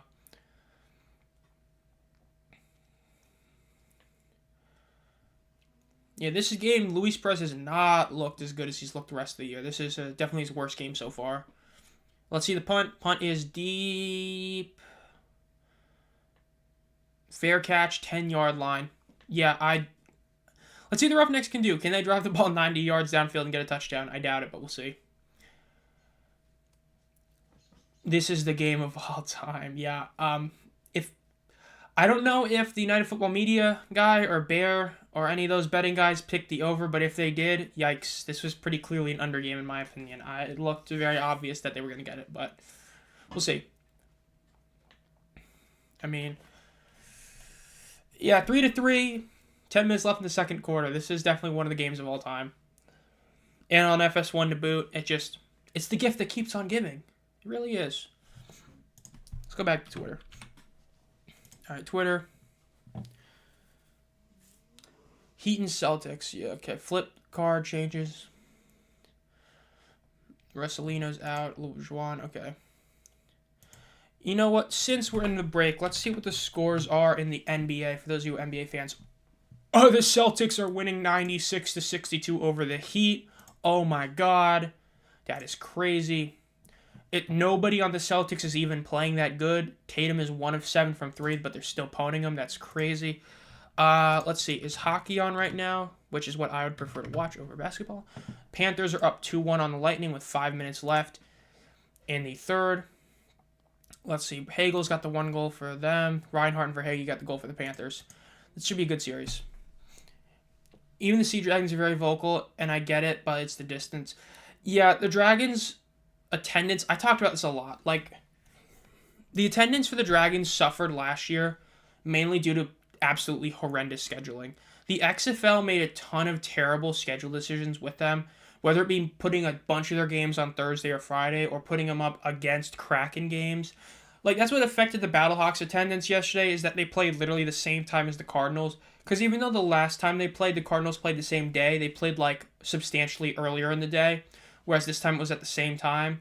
That basically happened every week for the Dragons, so their attendance tanked, and even then it was still one of the better attendances of the XFL.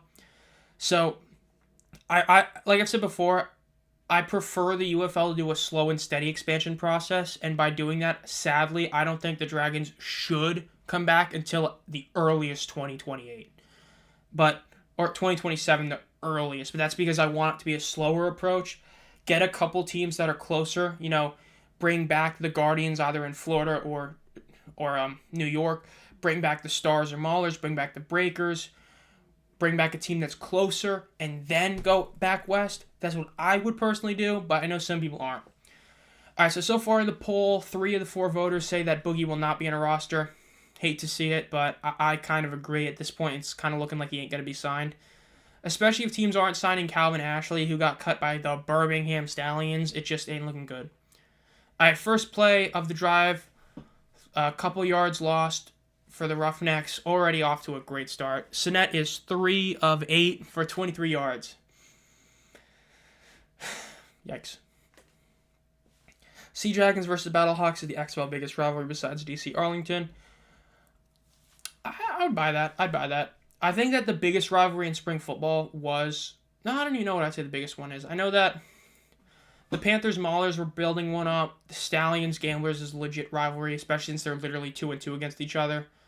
But unlike the Panthers Maulers, it's actually 1-1, 1-1 versus we won 3, you won 2 in the season and all that. So yeah, I think that it sucked because a lot of the best rivalries we ended up losing, but kind of is what it is. All right, Roughnecks get a few yards in that play, 3rd down, 3rd and 7. Can they pull it off? I doubt it. Arlington calls a timeout. Excuse me?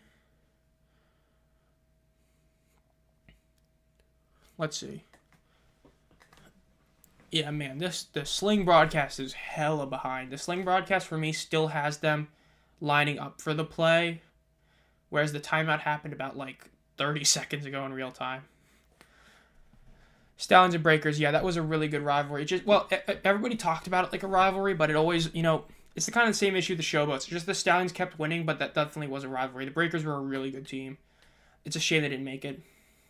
So, for those of you who watched both the USFL and XFL, because I know some people here only watched one watched the other, where would you rank that Breakers team last year? Because I legitimately would probably rank them as the 2nd or 3rd best team in spring football. I think that everybody seems to act like their loss to the Stallions makes them not a good team. I think talent-wise and what they did, I would say they probably beat any XFL team except maybe the Renegades at the end of the season and the Defenders during the season. What are your thoughts on that take? Where would you rank the Breakers last year? Because I think the Breakers and Stallions were clearly the two best teams in the league, and then like a pretty distant third was the Maulers, in my opinion. What do you guys think about that? Yeah, Gamblers Stallions next week. Good play, but gonna be 2 yards short. Like I talked about in the betting picks, I'm gonna always pick the Stallions to win until they lose. But I will say, if there was any game I think the Stallions lose, it would be to the Roughnecks next week. They would lose that. Probably 2. Okay. The Boogie votes are coming in a bit more. We're currently at 4 people saying that he will be on a roster by week 7. I wouldn't be shocked if he goes to the Renegades. Would not be shocked at all if he goes to the Roughnecks, in my opinion.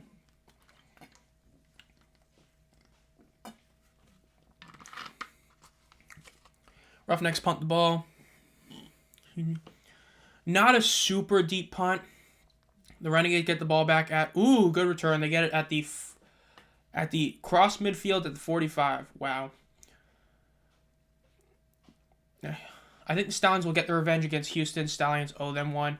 Yeah, but I mean, the Gamblers are somehow 2-2 against the Stallions. They win one game every year. But it would be funnier if they win the next time. It would be funnier if the second matchup, the Stallions are still undefeated and the Roughnecks end up winning them or beating them. To be hilarious. Stream is healthy. Good. I'm glad that everything is actually working right now. That's a good thing. Okay. So let's see right now. So currently 3-3 with 8.5 minutes left. This is a really wild game in all honesty. I mean, it's like what you expected. It's 2 teams that are losing. I mean, as long as everything goes well with this stream, which so far it is, I might do another one later on during the season when, like, the game is important for a different reason in, like, you know, whoever wins makes the playoffs or something. But at least for now, Tank Bowl is a good way to start it off. Yikes. Man. Twitter. Let's see so far. I know the Classico starts in a couple minutes. It's another big sporting event today. Talladega's in a couple minutes as well. There's a lot of big events going on nowadays, which is a pretty big deal.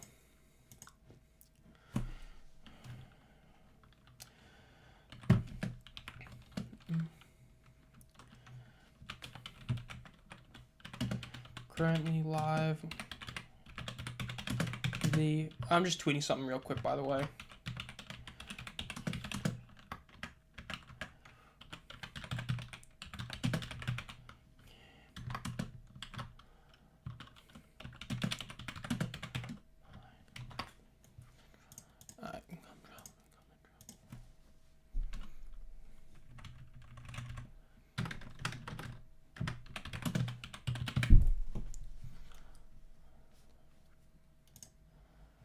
I repost that. Yep. When are they going to bring back the actual Roughnecks, the good ones? Oh, man, yeah. The Roughnecks, bro. I'm still not a fan of that change. I really am not. Like, I get they wanted to keep 4 and 4 teams, but as I said before, I think it would have been better if they had kept the Roughnecks, made it 3 and 5, but then said that, hey, the next 2 expansion teams are USFL teams. I would have preferred that, honestly. I think it was a really stupid move to not only move the Roughnecks, but change the team by not changing the team. Because I still don't get which stats they're using, because they should be using all the Gamblers' records, but I don't think they are. It's just really wild. The grand event everybody was waiting for, the Renegades versus Roughnecks that never lived. Oh my god. Hey, everything's bigger in Texas, which means the tank job is going to be even bigger too. 3-3 with halfway through the second quarter is a pretty good way to live up to that hype, I'd say. All right, 10 votes. We're up to... Okay, so most people are now saying that Boogie is going to end up getting the W, so... Yeah. All right, welcome Wilson. Wilson's cards to the chat.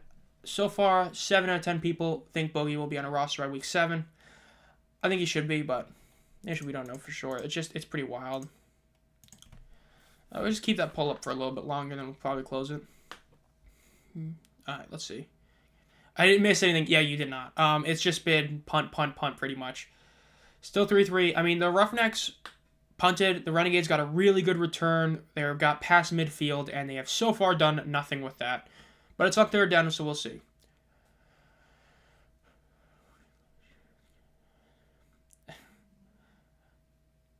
You know, I kind of... Lindsey Scott has looked good when he's come in, especially because he's not just doing the always running thing. But I'd like to see him going for a series or two, because I think that they very well could do what Luis did with the Generals, where they kind of swapped series with DeAndre. I don't know, that's what I think, but it is what it is. Alright. Pass is incomplete. Yep, they're going to have to... They're kind of in a no man's zone real quick, so it's not really the... They're kind of in, like, no man's land, but... I honestly, I might go for it. I mean, you're in no man's land. You're in that area where you can't really kick a field goal, but punting the ball is only to get, like, a 20-yard difference. Your defense has played really good. Yeah, they're keeping the offense out. I actually like this. I get it's 4th and 7. You should have ran the ball last down, but I do like this. There's no... Punting's not really going to give you a benefit. Your defense has played well. The Roughnecks offense has played terribly, so just keep it like that. I like this play. Go for it. Pass is thrown down the sideline. He caught the ball, but he's going to be about 1.5 yards short. Yeah, I like the call, because when you're stuck in that no man's land, it just... Punting the ball, I mean, the Roughnecks offense has played like trash. So I get you could do the, win the field position battle, which, yes, you could. But in that situation, I do like the decision to go for it on 4th down. But I would have preferred if they had done a safer play on 3rd down. I mean, you should already know ahead of time we are going for this on 4th down. Do a running play to get 3 or 4 yards. Make that 4th down play much easier instead of having to actually throw a pass. Oh, but for the Panthers-Brahmas game, for those of you who did watch it, how about the 4th and 12 succeeding again? I got a lot of people who said that it was a take they did not agree with when I said they needed to change the 4th and 12 rule. Now it's 3 for 3, and if the Panthers offense can convert it pretty easily, I don't know, man. I think they need to add those 3 yards back. I think the XFL going 4 of 11, I believe the stat was a lot better than 3 for 3. Do you guys agree with that? That's what I think. I think they should move it back to 4th and 15. I mean, it didn't help him because Etling decided to just, not throw the ball away, not just go down. He, took like a 25-yard sack. I mean, they were in field goal range from like one play, and they took that like 20-yard sack. I mean, it was a pretty whack play, but I think overall that it's another success. Let's see, we're in the command center.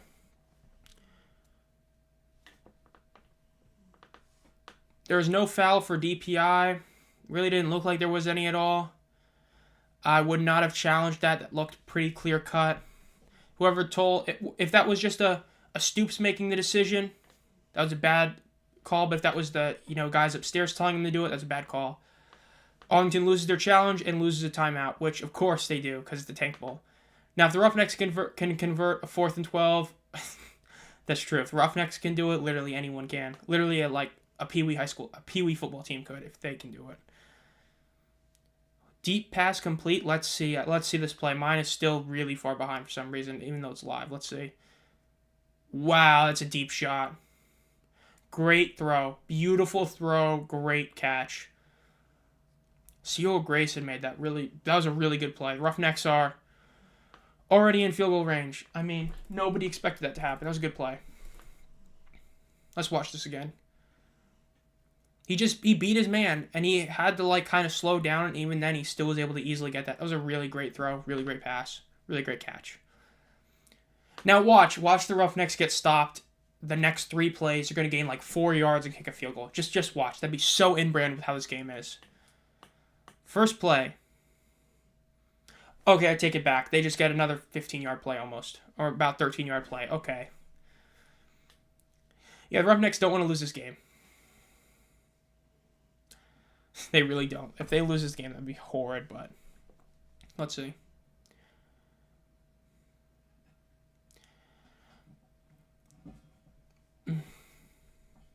And they got sacked, of course.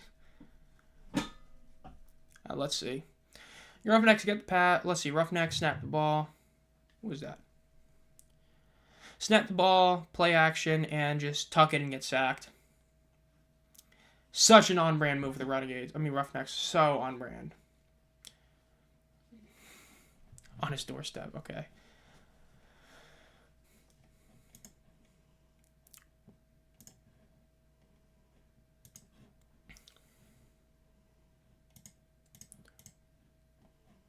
One second longer. Yeah, but at least he didn't, try and run away and just keep running away and get sacked for a 20-yard loss like Danny Etling did yesterday, which sucked, but that was pretty terrible. I can't believe that happened.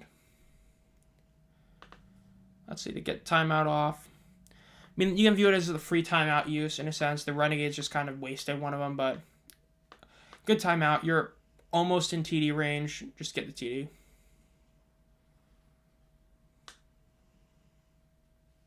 Never heard it. Yeah, there's been a lot of these headset issues. I mean, that was concurrent with, I believe, the XFL as well last year, but especially the USFL that happens. And even the NFL it happens, so it is what it is. Since I keep forgetting to go check, let me go check it out. Because, like I said, I don't remember what the attendance was for this game, or for this team last week. Or not last week, 2 weeks ago, I believe. So let me go check it out.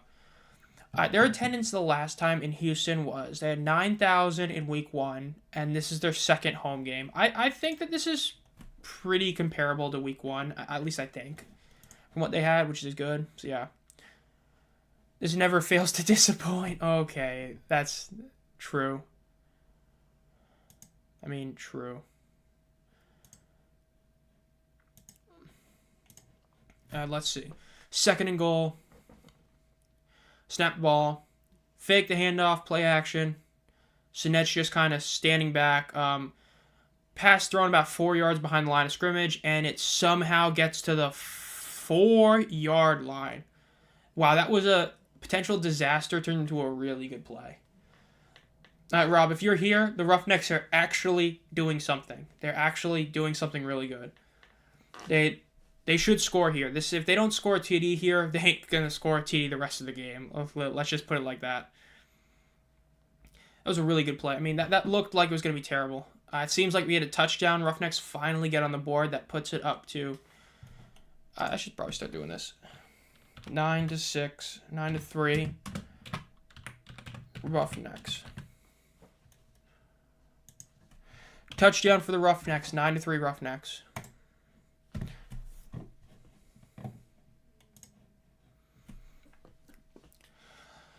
Finally get the lead. It's a big play right there. Now let's see if they can convert on the 2-point conversion, which I assume they go for the 2-point. We'll see. Let's see. Yeah, Perez needs to go downfield and get a touchdown, or at least a field goal. I mean, they need to do something. Renegades' offense has not looked good since that. I mean, they just haven't looked good. I mean, their only field goal came basically because of a terrible, fumble. Let's see. They're going to go for 2. Makes sense. Going for 2, the simple, smart play. Let's see what they do.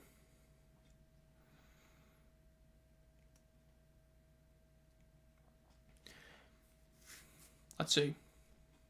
Little motion to start the play off. Ball snap, shotgun. Snap, straight pass. Let's see. He's running. Throws it to the side. Wow, wide open. Wide open. 11-3 Roughnecks.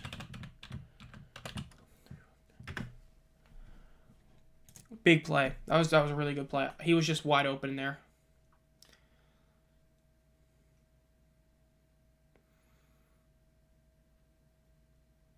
It was a good play. I mean, not even a good play. That was just... Ain't no way that should have been converted, but it is what it is. They got the conversion. 11-3, Roughnecks lead. Who expected this? Hey, this is a real barn burner right here. We got like 14 points. This is probably 14 more points than some people expected. They did need that. That was a very big play. They were able to get that. Because now it puts a lot of pressure on the Renegades. The Renegades have to do something on this drive. If they don't score in this drive, the chances of them winning are going to go down a lot. This is a big play. We'll see what happens.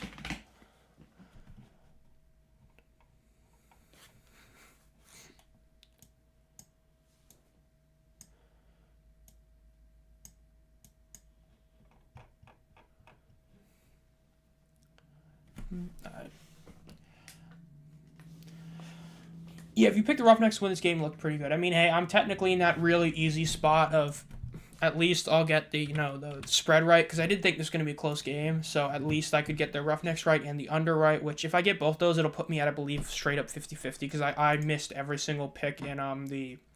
what game was it that I missed all the picks in? I believe it was the Panthers game. I missed every single pick in that one.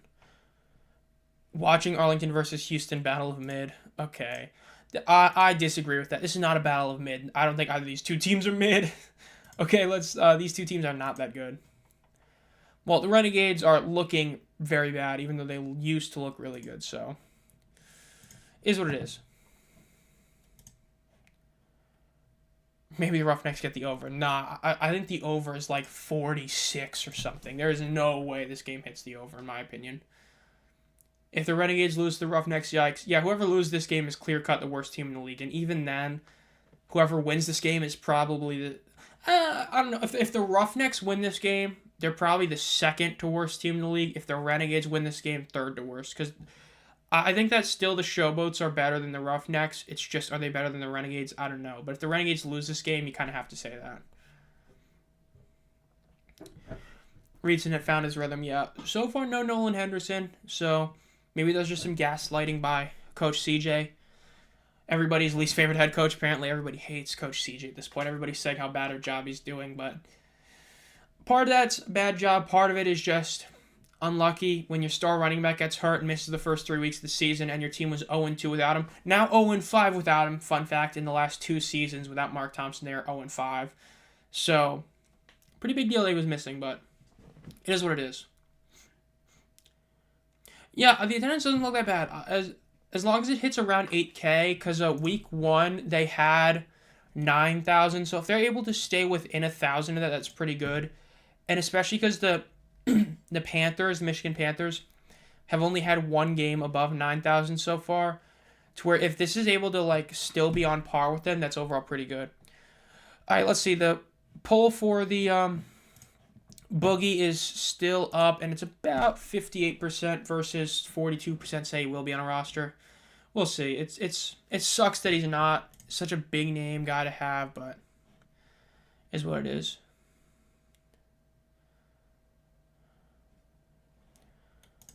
Holding, receiving team. Well, already off to a great start for the Renegades drive. Already off to a fantastic start. Interviewing Reed Sinnett in the sideline, let's see.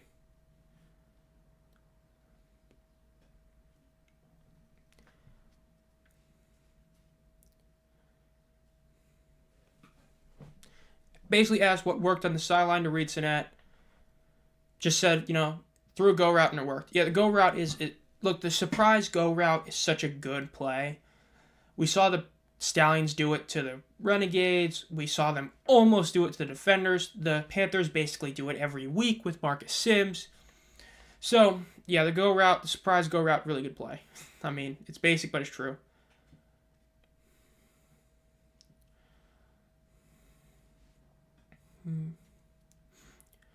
Give the UFL a full year to sell tickets and promote the league. We'll all be cooking.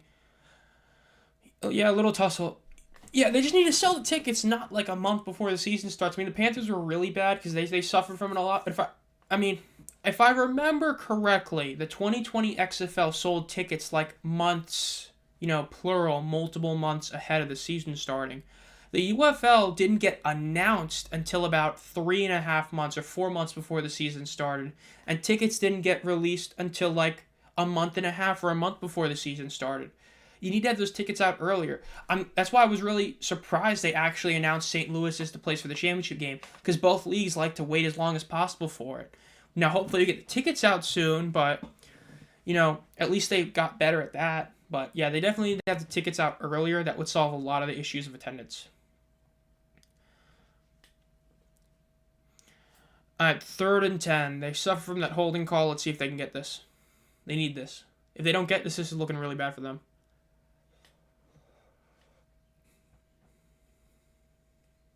Oh yeah, the championship tickets are going to sell. It's the one thing I did not like about it being in St. Louis was because I know I'm not going to be able to get the tickets I got last time, especially for how cheap I got them. I'm not going to be able to get them for the Dome versus what I was able to get for Canton, but still planning on going to that game. Still planning on doing a video on it. So we'll see. Hopefully I can get somewhat good seats. It's just not going to be as good as the ones I got for the championship game, because, I mean, you can't really do much better than literally front row seats. So it'll still be fun to go. Again, hopefully it's not like a ton of money, but we'll see. Even heard Battlehawks fans say if their team didn't make the championship, they will still be there. They love their football. They really do. And I do not disagree with that, especially because they already announced, I believe, that the season ticket holders get first dibs on championship game tickets, no matter if their team is there or not, I believe. I think that's the case. It might be just if your team makes it. But because of that, yeah, I wouldn't be shocked. So I would imagine that a bunch of Battlehawks fans are going to go anyway. It's in a very big place. I don't disagree with that. I think that's true, which sucks for those who want to go to the game that aren't in St. Louis, but is great for the league, and that's what really matters the most. Let's see. Phone's still going out good. Yes, it is. Okay.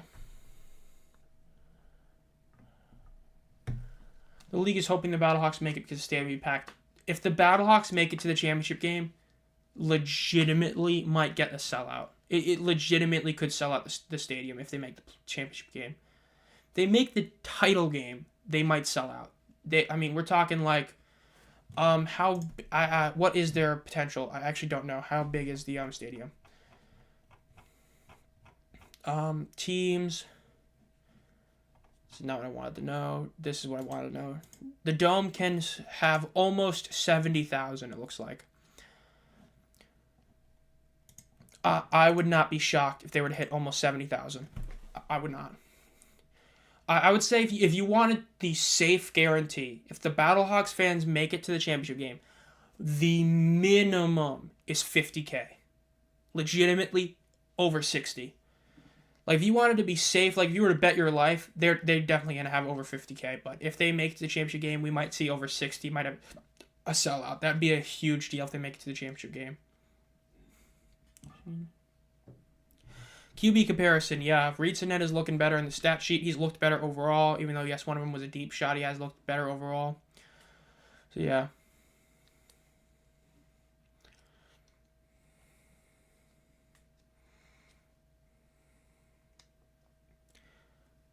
He calls the play in 2 minutes. Let's see. Does the offense look better with Luis calling the plays? That'd be pretty interesting. 3rd and 10, though. They got to get 10 yards here. You got to punt the ball after here. Unless you get like 9 yards, then maybe go for it. Okay, and he gets sacked. Yep, punt the ball. Roughnecks are going to have a shot to get a really good lead heading into the halftime.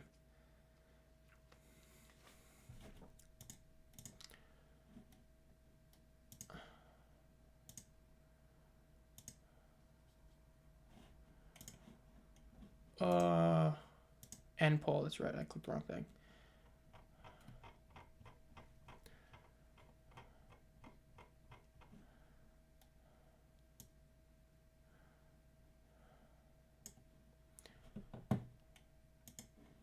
You ain't AJ McCarron, sit your butt down, Luis, bro.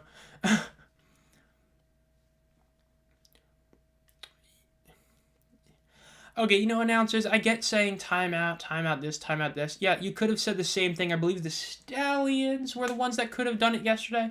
It's college football rules. A minute is such a long time. Every first down the clock stops. It's better to save your timeouts. That's the better call.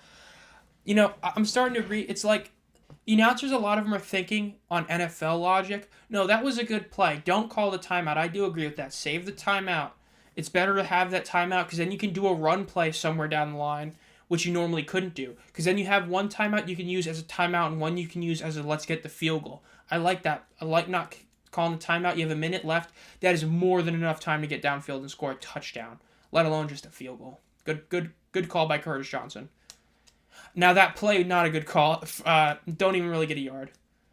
Yeah, it's the one thing that sucks about it is like these NFL announcers don't really think in the UFL mindset. Like having the college football rules.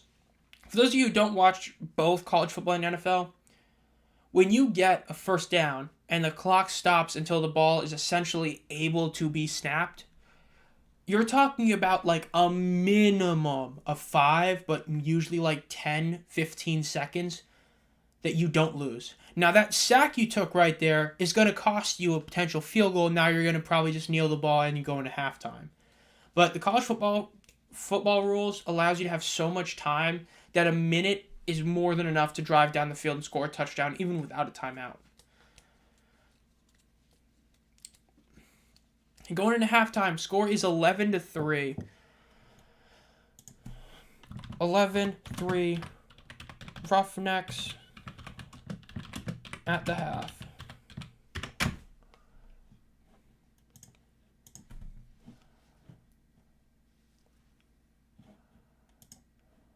The Renegades got the ball back first, so the Roughnecks will get the ball at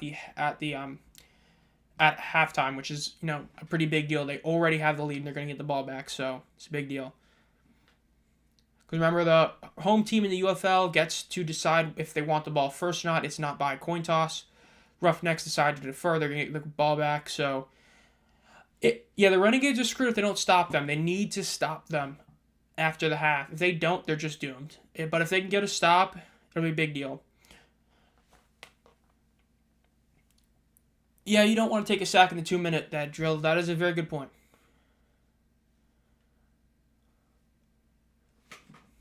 Okay, no. I need everybody who's in chat tell me this. I did not just hear Curtis Johnson say we have the best offense in the league. I did not just hear that. Please tell me I'm hearing things. Did I just hear him say that? Did I just hear him say we have the best offense in the league?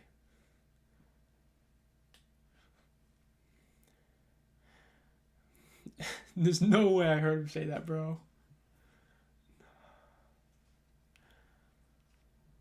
That's just the big move. Yep, the deep shot to Cyril Grayson. That was a great play. I'm weak. Dude, that's an insult to say. Bro, that's an insult to the Panthers. I mean, come on. At least the Panthers get one of those deep shots to Grayson every week from one guy. I mean, dude, I get trying to hype your own team up, but, the Roughnecks have scored quite... You know what? I'm actually going to put this on chat. We're in here. I can put this up real quick. Browser.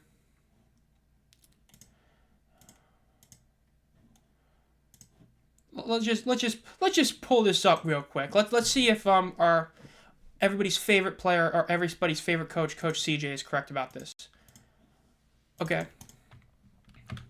So let's just pull this site up real quick. Let's just so week 1 they put up 12 points.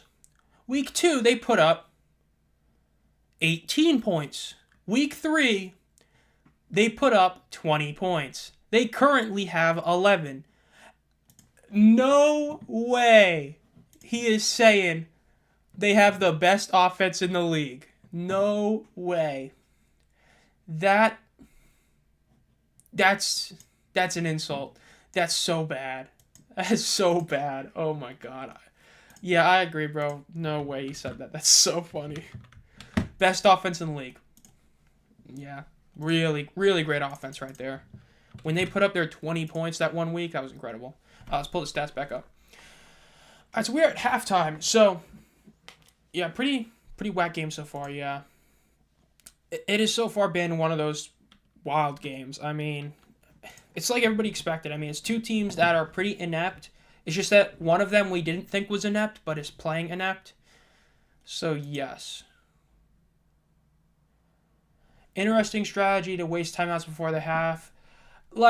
Again, Anthony Miller, I get you're a big UFL guy, but that's a bad take. I mean, if they didn't take the sack, they would have. But if you're taking a sack at third down, why use a timeout? Just end the half. I mean, it's just common sense. Sometimes people just like to, think it without common sense. I mean, just come on, nah. That was a good call not to use it. Yeah, Roughnecks need to score to just end the game right there. What the hell? To end the game, basically, they need that. When do the Battlehawks play the Gamblers? Then we can see us the best offense. Okay. Dude, that would be yeah, we'll see who's the best offense in the league. Apparently CJ thinks that his team is the best offense in the league, which we'll see. It's pretty whack. I mean, I don't know about that. Bad call by CJ to say that. That is Yikes. Today's UFL halftime is sponsored by Progressive. Just say what it really is. The United States Army.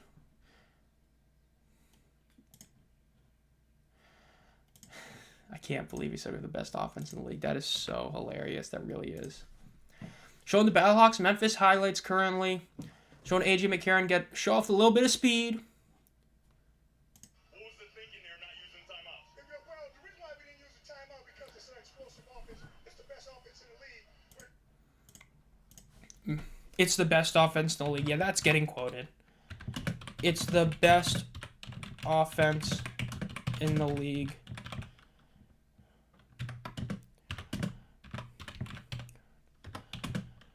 CJ.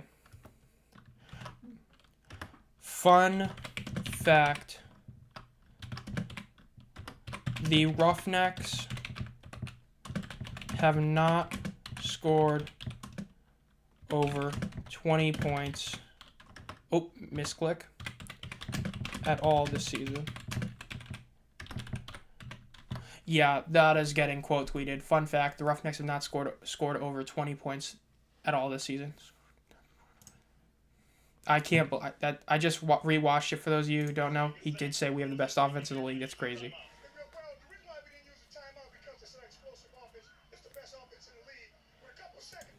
No, that is so bad. Dude, even people on X are talking about this, dude. Some dude just tweeted or just replied in the comments, this guy is a criminal for not calling any timeouts. This is head to toe one of the worst football games I've ever watched. It's unbelievable these clowns get paid. Top high school teams in the country could beat them, bro. Oh my god, ain't no way I'm hearing that, bro. That's the quote of the year award. I agree. That's the quote of the year. For sure. It's the best quote I've heard in a while. I mean, best offense in the league. Coach CJ Johnson. That's, oh my god, that's hilarious. Man, people who aren't here live or didn't hear that are going to be so bad. So bad.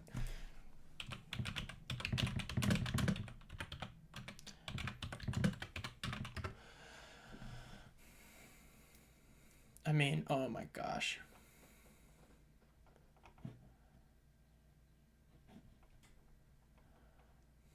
This is a game right here.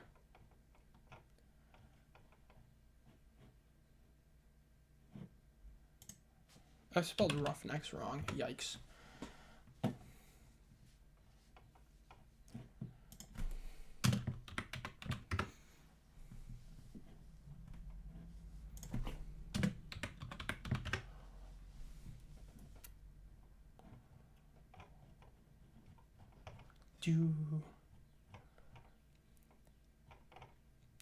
The progressive halftime show. Yeah, halftime show is a weird way to call it, but yeah.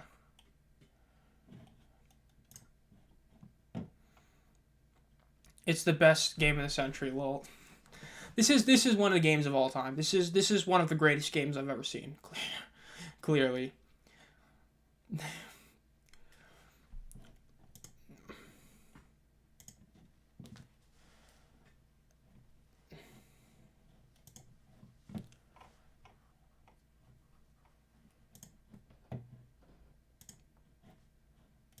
Lee Prez gets that pick was big time. Toby Johnson, I believe. Let's go at XFL Roughnecks. Yeah, they should be missing you, but apparently they're not, because apparently they're doing just fine. Which, yeah, I wish they went back. Like, NBC actually had a halftime show, because it sounds like you didn't watch a ton of the USFL. In 2022, the USFL actually did have a slight beginning and halftime show with like Jason Garrett and all that, and I hate that they got rid of that. Favorite spring league of all serious question. Favorite spring league team of all time. Go LA Wildcats. Hate to say it, I don't think they're going to return for a while, if ever. But hey, the UFL is still keeping the trademark, so they might come back. I mean, I think it's pretty obvious which team is my favorite team, but the AAF, I wasn't really big on any team in particular, neither in the 2020 XFL. The 2022 USFL, I got pretty big in the Panthers. The Maulers, I became a big fan of. I've jumped on the Renegades bandwagon heading into the season because I hated how many people were talking trash about them. But Panthers number 1, number 2 probably the Maulers, and then every other team would be like after that. That's probably the best way to put it. What about everybody else in the chat? What is everybody else's favorite Spring League team?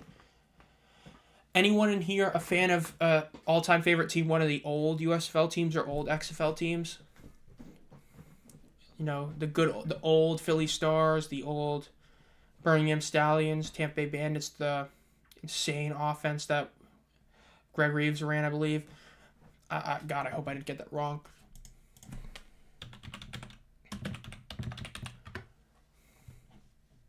No, not that Greg Reeves. What the heck?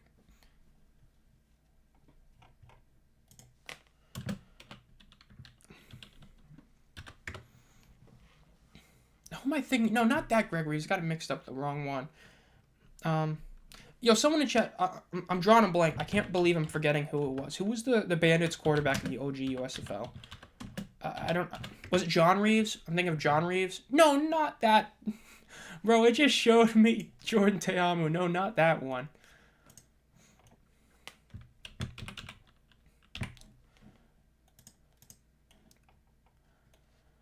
John Reeves, that's who I was thinking of. I got it mixed up with Greg Reeves from the USFL last year. Yeah, John Reeves and that team was a really fun team to watch.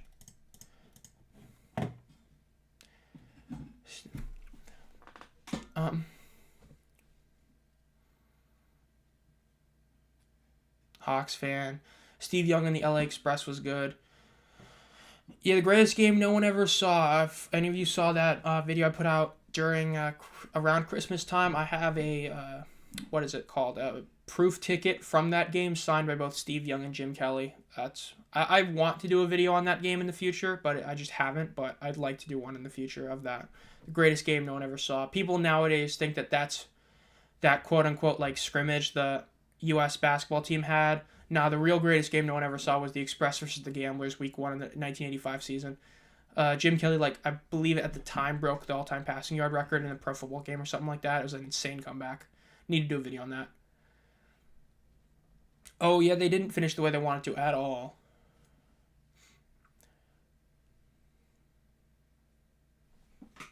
Okay, your first series ended basically immediately at a 3-and-out, and you only scored on the second series because you got the ball at the 20-yard lines. Okay, Stoops, you are a legend college coach, bro. That's almost as bad a quote as Curtis Johnson. We have the best offense in the league, saying first 2 series were great. No, they weren't.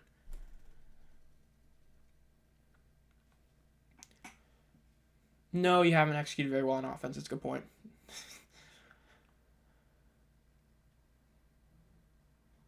I wouldn't be against showing some Lindsey Scott. I wouldn't. The greatest games are played at the high school level. I only went to one of my biggest regrets in high school was I only went to a few high school football games because our team was really good in the state. We had one of the best teams in the state.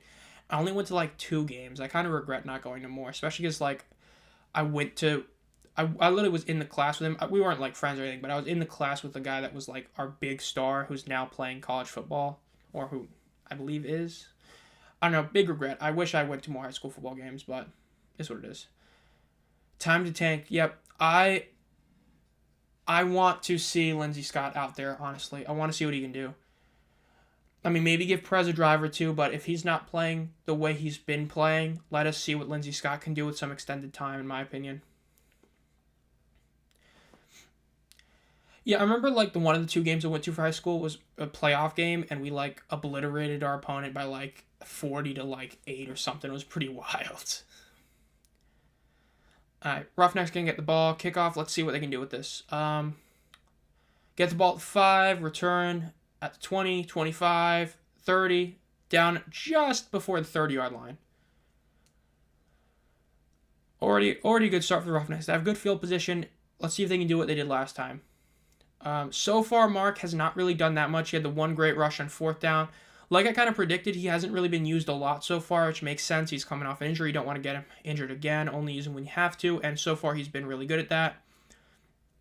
So, So far, I mean, if you don't have to use Mark right now, don't use him. Let him get healthy and all that. So, let's see it. Okay, and apparently, as soon as I'm talking about that, Mark is going to have a great run from what I'm seeing. Let's see this. Let's see. He gets the handoff, straight handoff, jukes a couple guys, gets, yep. I see what you guys, yeah. Already another solid run with Mark. I mean, that was a handoff back like 3 yards back, and he still was able to get like 6 yards on that. That's a really good play. I mean, I would just say, I mean, use him when you have to. Don't overuse him. I mean, if you're winning the game, don't risk him getting hurt. Let him stay in there doing what it is. I'm fine with that. Just keep him in there as a threat like they just did. That's a good play, you know. That 5-yard run or 6-yard rush. Now let's see what they can do in 2nd and 4. All right, handoff again to Mark, and just, okay, bounced off one guy, and then he gets hit back, and that's a 2-yard loss, yeah. Should have pulled him after that first play. It was a good play, but if you keep him in there and keep doing that, yeah, kind of questionable. Now they lost 2 yards, 3rd and 6. That's not a good sign. All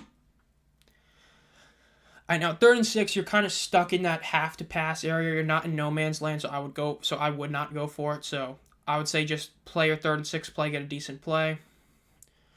Let's see what they can do here.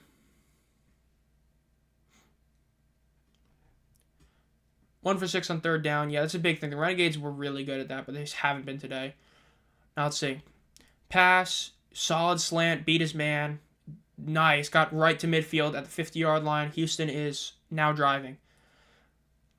They are now in that area they could do 4-1s. Luka sweeping the clips finally starts. This will be a fun dual screen. Well, welcome to the chat, Fate, and I am a Mavericks fan. So let me go pull up that score.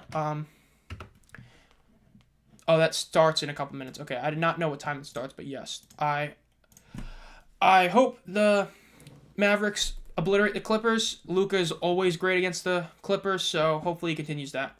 Handoff on 1st down. Only gained about 1.5 yards.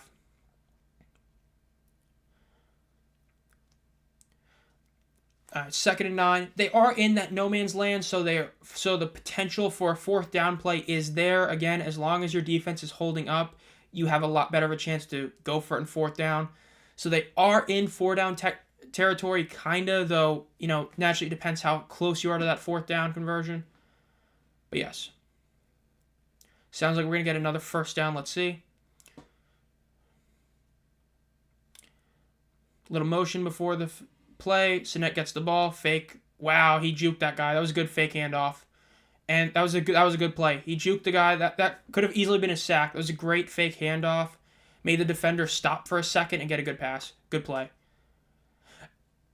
Yeah, he told him that they're the best offense in the league. That's what he told them. He told them they're the best offense in the league. It made everybody believe that they were. You know, it's the placebo effect. If you're told, hey, this pill's going to cure you of every issue you have, and then you believe it, it might. All right, boys, the attendance number is out. It is 7,179. That is about 1,500 less than the opening week, which percentage-wise is one of the smallest drops, but still is a pretty substantial drop. And that 7,100 is among the league's worst for the season. It is less than the protective game yesterday. So, not great. Not horrid, but not great.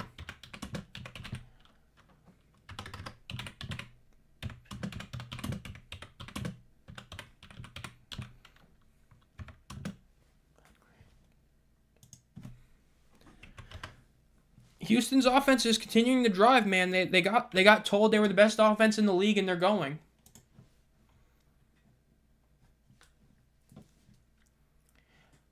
Yeah, it definitely, honestly, I agree. It looks good. It's just, it's not a good number technically. Because, I mean, like I said, 7,100 is more than what the Panthers had last week, but it is still the second to worst number of the season so far.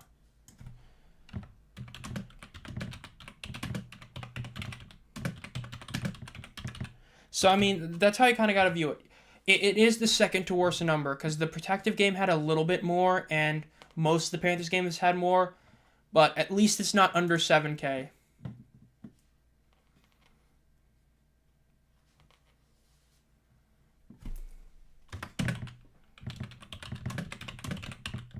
But again, I mean, I think what we're seeing is that the overall attendance isn't really a good number, but the fans that are there care a lot more than they did the year before because all the stadiums sound much louder than they did last year, which is a big deal.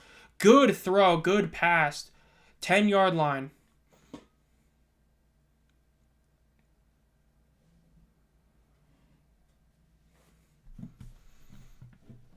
They can get another touchdown here. This is a big touchdown right here. This can put it at a really hard place for them to get, for the Renegades to come back from.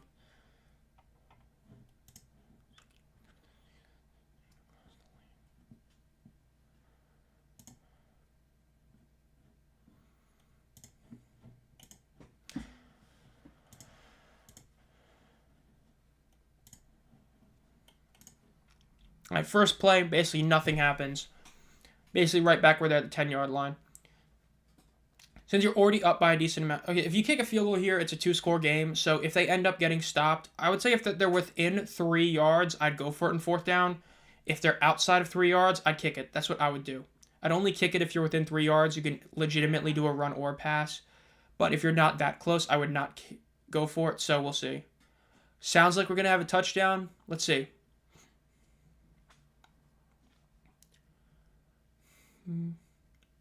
Handoff mark and nice juke. Nice run. Touchdown is good for the Roughnecks.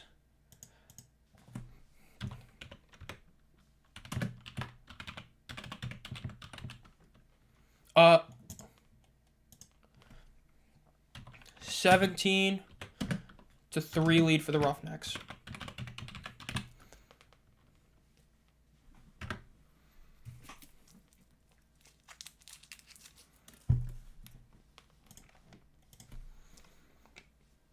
That was a good juke early on. I don't think he really needed to do it, but it was a good one.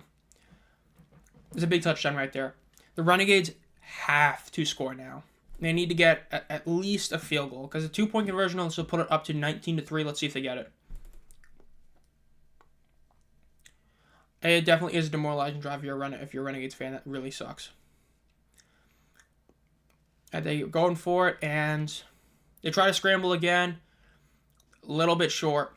It's going to be 17-3. That is a 14-point game. That's a 2-touchdown game. Ooh, that's a 2-touchdown game. The Renegades have to get a touchdown here.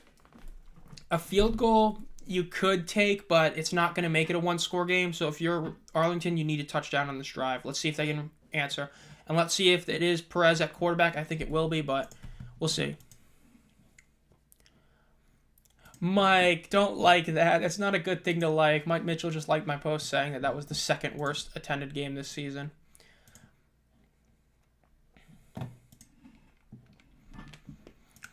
Yeah, so far, I think most people would agree with this. The TV ratings have been honestly really good, with only like one game being a disappointment. But the attendance has overall been pretty bad. Do you all agree with that? Because, I mean, you had that one ESPN game, which wasn't all that great. But aside from that, it's been really, really solid numbers on TV. But the attendance, I mean, you had the week 1 game for the Battlehawks and Brahmas. And since then, it's been pretty disappointing overall.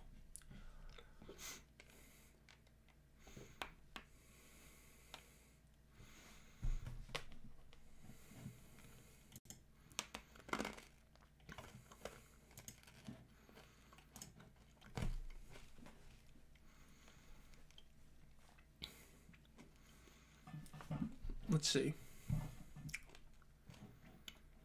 Yeah, I mean, when Audi had the attendance in week 2 of like 15,000, I remember people saying it was a disappointing number, and I was like, why? Like, yeah, I get it. At the end of the season, they were like selling out, but they're not going to sell out every single week. 15K was a really good number for them. I don't get why people are upset about that. That was a really good number.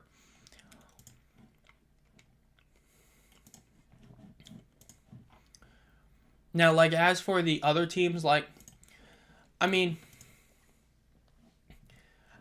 I wouldn't even say the Alamodome has been all that good. I mean, yesterday, nah. I mean, 11,000 is still 11,000. You'd like it to be higher, but it still is a good one. But the Birmingham attendance was definitely disappointing, but naturally we all know why it was. That was entirely because of the issue with the weather.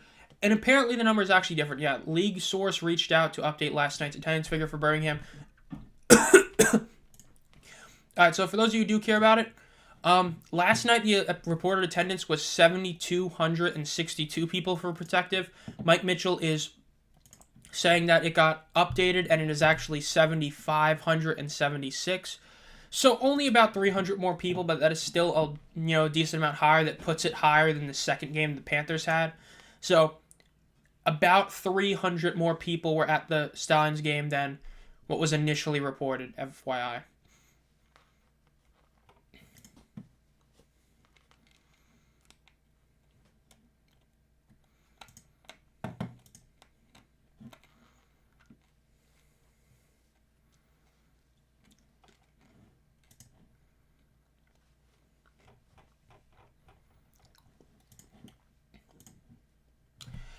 Yeah, it needs to be marketed a bit more in the local areas for sure. The USFL did that really well with like Memphis and Michigan last year. And a big part of that, the big issue is that when you have, because remember, this league is still a hub method, if I'm not mistaken. All the teams practice in Texas. So it's not like the USFL, which the one thing the USFL did well is, like I've talked about before, technically speaking, last year the USFL had 3 teams that were based in their home market. The XFL only had 1. The Renegades are the only team that was actually based in their home market. Everyone else practiced in a central location and then flew out to play games. So the USFL had that benefit, but now that benefit is gone, so you lose out in a lot of potential local marketing when teams aren't practicing there. But it saves costs. It's one of those yin and yang, so they need to market a bit more, need to sell tickets earlier, so yeah. They should have 2-way contracts with NFL players. I think there's some rules that need to be changed a bit. Like, technically, NFL teams can't actually reach out to Jake Bates about signing a contract. They have to reach out to the team and stuff. I think that being able to contact players would be a big deal, as it'll allow NFL teams to get, more used to guys and draft them earlier and all that. That's what I think. Yeah, the non-home teams for the USFL got absolutely screwed. Because in year 2, you had Birmingham, you had Michigan, and you had Memphis were home teams. And they all played, practiced, lived there. That's why those 3 teams are so much better in their community than most other teams, even in the XFL. But then you had the Maulers, Breakers, and the other teams, Stars, Generals, and all that, who, since they're not playing in their home area, it's just that they're kind of there. They're just playing games, which really hurt the attendance. And even from what Mike Mitchell is saying, a lot of the attendance for the Showboats and Panthers were really bad last year. So, and a lot of that is because of year 1, because year 1 pushed a lot of people away. So even when Michigan and Memphis did go to their home markets, not everybody cared, which definitely did hurt their attendance and is still hurting them to this day. Yeah, seeing the practice squad guys is a big deal. Like, I know there's like the future reserve contracts, which also kind of screw players, because if you sign that, you technically can't play in this league. But like AJ had to like basically say, I want to be released to play here. I think that allowing especially lower end guys like that to play in this league without having to do some sort of weird contracts is a good deal. Good play by the Renegades. Renegades just got a really nice first down, and it sounds like there's a flag on the defense. Renegades can score here.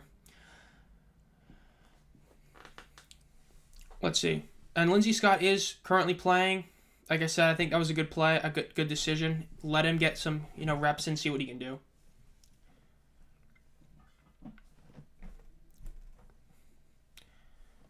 Personal foul. Roughing the passer. Okay, let's see. Apparently Nope says that's bad. Let's see in the replay. Let's see.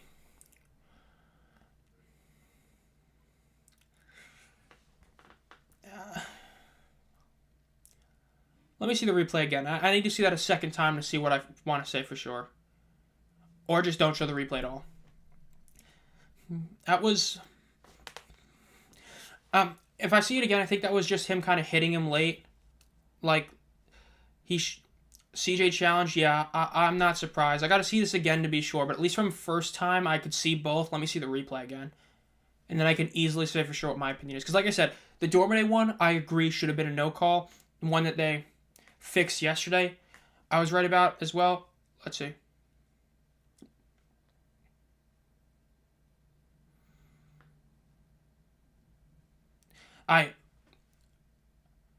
Fox, I've given you a lot of credit.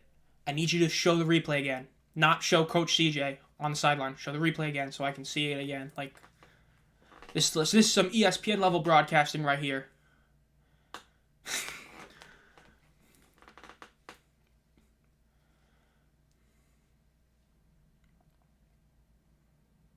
Yeah, I believe that's because the roughing the passer plays are automatically reviewed, and so they've been very lax about that. Where some of those where coaches are throwing the challenge flag, even though it's automatically reviewed.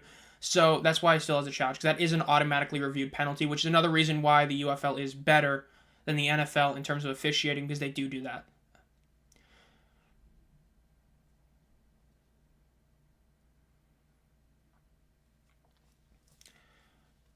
All right, so it does stand. Is what it is. It was close. I'm not against it either way. If it stood or got upheld, it is what it is. I'm okay with it. Renegades get the ball within the 10. They just get a 3-yard gain.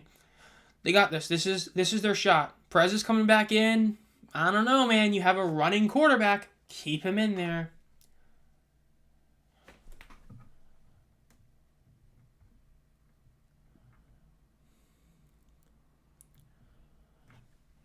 Yeah, CJ still has the challenge that he can use later because roughing the passer is an automatically reviewed penalty, and of course they had the out of bounds thing, so it's a big deal. Sounds like Perez came in and is about to get a touchdown. Let's see. Good throw. Yeah, that was a dart. He was falling down, threw it right to him. That was a good throw.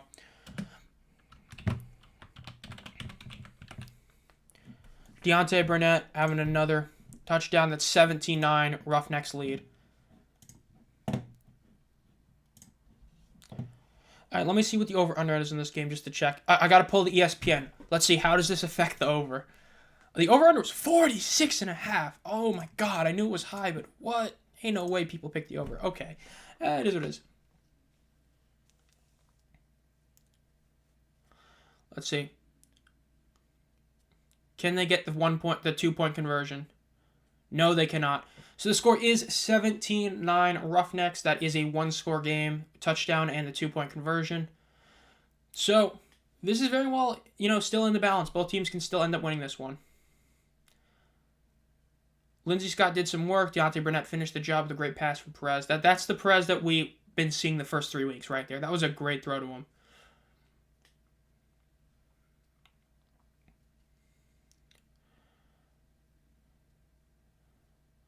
Yeah, dude, the over-under for, the Brahmas game was, 41, which wasn't really too shocked at. I don't remember which one I picked. I think I picked the over, which, yikes. But, yeah, the over-under at 46.5 was crazy. I'm assuming what Vegas viewed was that the Renegades' defense is just so terrible the first 3 weeks of the season that they allow, 25 points just every week. So they probably expected that to happen and expected that because of the injuries to the Roughnecks D-line, the Renegades would put up a bunch of points. I just didn't see it. I think that the under is looking safe. I mean, we'll see for sure, but at least at the moment, I think it's looking safe.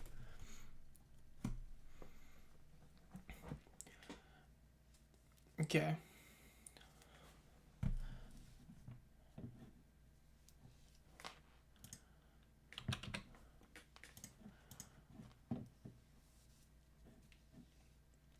No way, that did not happen. What did not? The drop pass?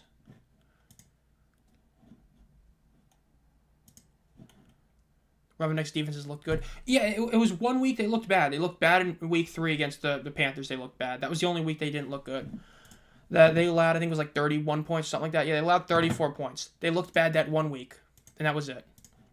And so Vegas assumed that one bad week meant they were terrible. Nah, I mean, it's one bad week. Defenses will give up that 1 week where they don't look good. I mean, not shocked at how the Roughnecks defense has been playing pretty well. Again, it was just one bad week. I don't think that they should have done that. So, yeah. I mean, they let EJ Perry look really good, and that was part of it, was EJ just played really well. But, yeah.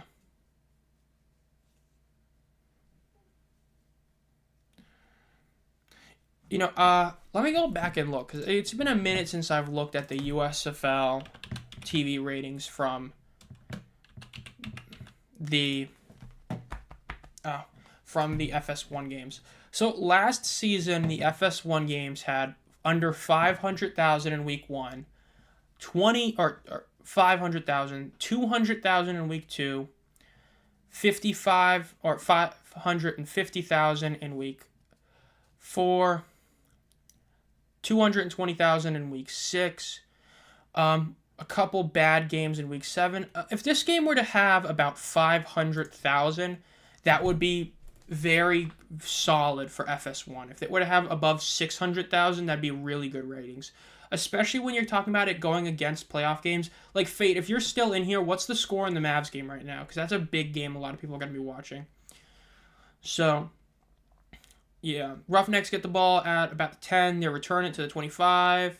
Get tackled at about the 28-ish.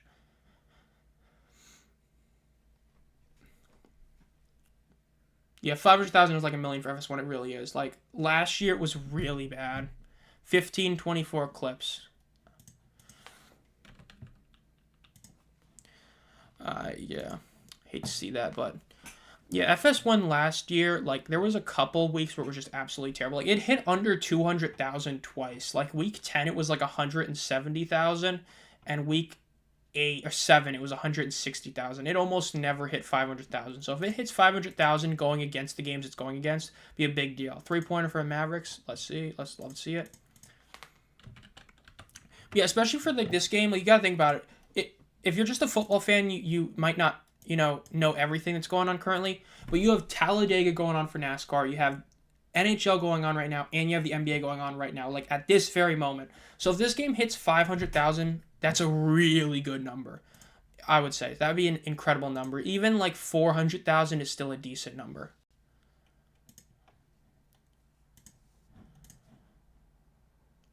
Yeah, last year's FS1 was horrid. Last year's FS1 was terrible. 160,000, 170,000. Like, it had a couple weeks where it hit above 500,000, but it was terrible. I mean, FS1 was just a nightmare. That's why it was such a big deal when they got rid of it. Good defense in the Roughnecks. Yeah, Mike's right. That was a good play. Yeah, that was just such a big reason why seeing so few FS1 ESPN2 games was viewed as such a good thing, because especially FS1 was just such a bad network. So seeing it only get one game this year was such a big deal. I mean, technically 2 now that yesterday, but really 1. Oh, it was the Renegades defense, right? Yeah, great play by the Renegades defense right there, breaking up the pass. CJ is about to challenge Michael. I hope you're wrong, but I bet you're right. Yep. Now let's see the replay here. Do I agree with this? If I see the replay, I can tell you. Let's see. So far, not seeing anything. It's just an arm on it. I wouldn't say it's pass. Nah. Yeah, I agree with Mike. That is not DPI. If that was DPI, that'd be so weak. I agree. Good call by Mike. I agree. Like, bro had his hand on him like this.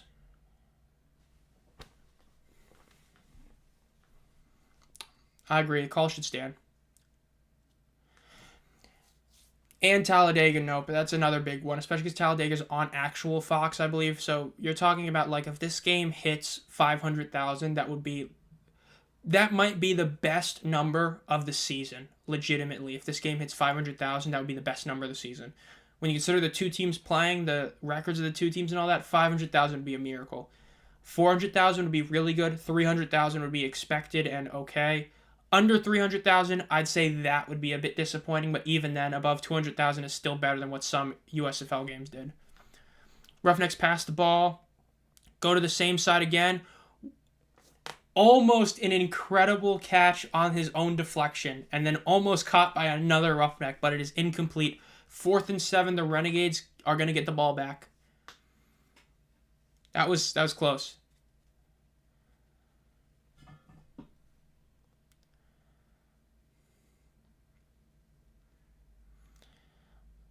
That was almost an incredible catch. Two different times, almost an incredible catch. I'm gonna have to punt the ball. Punting at about he's punting from the 20-ish. Now let's see, short, but it gets a good bounce for the Roughnecks.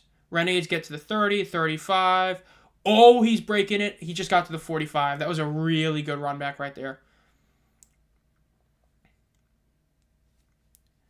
They get the ball at the 45-yard line. They can do this. This is very doable for the Renegades.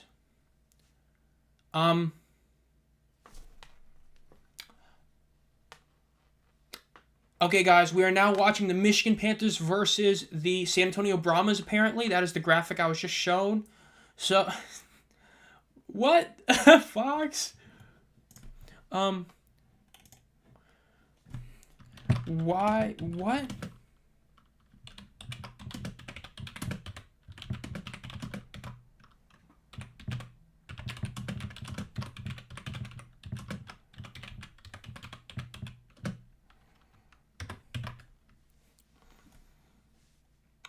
Okay, so that's an FS1L right there.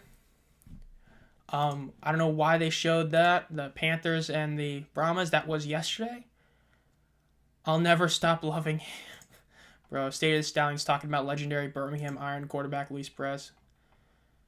You guys remember the real AAF GOAT, bro? You guys remember Trent Richardson? And how he just, like, out of nowhere was, like, so good. FS1 is an L for sports in general, dude. Undisputed's ratings are tanking. How about that? FS good old Undisputed's ratings just...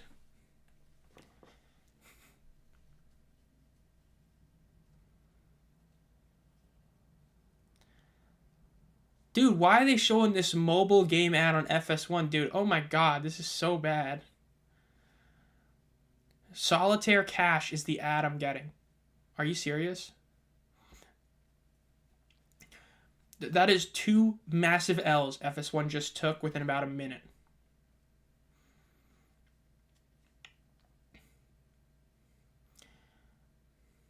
Yeah, yeah. Like, in my opinion, nope. This game, if it hits 500K, is a miracle and an incredible number. It realistically is probably going to be about 300-ish. Give or take 50K either way, it's going to be around 300,000. So basically 250 to 350. If it hits 500K, that's incredible. 400K is great. When you consider what two teams are playing, the 2 records of them, Talladega, NHL, NBA, this game should not have a good viewership. It should not. But it might, which if it does would be incredible. I mean, again, we have people in this chat who are dual screening watching the Clippers Mavericks, which they should. That's a really big game of the series. So, we'll see. Game is full of miracles. Yeah, there's a lot of...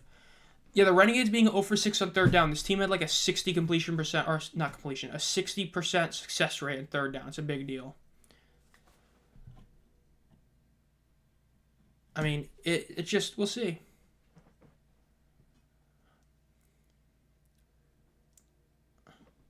To 29 clips. Yeah, honestly, I love seeing this. Just continue getting the score of that game because I do care about who wins that game, but I just don't have it on naturally because I'm, watching everybody's favorite Tank Bowl. Yeah, I agree. Nope, dude. If people see this FS1 game having less than like 250,000, they're gonna talk about how this league is dead, and it's like, bruh, it's on FS1 with 2 losing teams. Come on. Yeah, dude, considering how many people were hating on this league just yesterday when the Battlehawks only had 30K, when the Cardinals had 40,000 at the same time, dude, people really are gonna be upset if this game doesn't do good, which, let them be that way. I mean, they want to complain, let them complain. I mean, they're wrong in that case. This game's on FS1, it shouldn't do good. I mean, we already know that at least one guy, I don't know if Rob, you're still here or not, but who doesn't have FS1, and there's a lot of people who don't have FS1. Strange doesn't have it. I mean... It's a pretty tough network to get because I'm pretty sure you can only get it on Sling with a certain sports package. A lot of other things are similar to that. It is what it is. I will say, I'm shocked my cat is just still sleeping there so I don't have to actually go and move her. Yeah, the fact that Cardinals had 40,000 the same time, exact same time the Battlehawks had 30,000 is such a big deal. I mean, that shows that people in St. Louis really do care about the Battlehawks because there's a Cardinals game going on the same time. This isn't like the week a couple of days ago. That Cardinals game or that Battlehawks game easily would have had at least 5,000 more.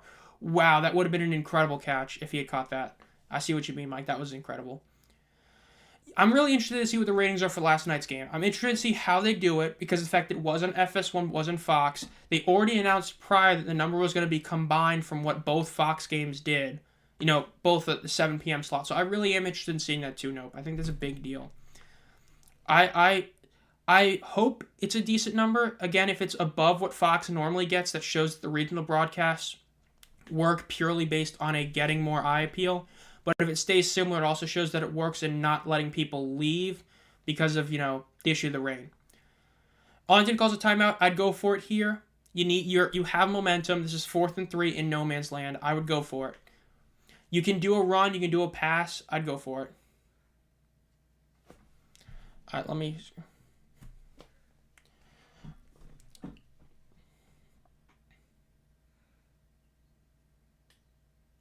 Okay, again, bro. Again, you wouldn't throw a fade on 3rd and 3.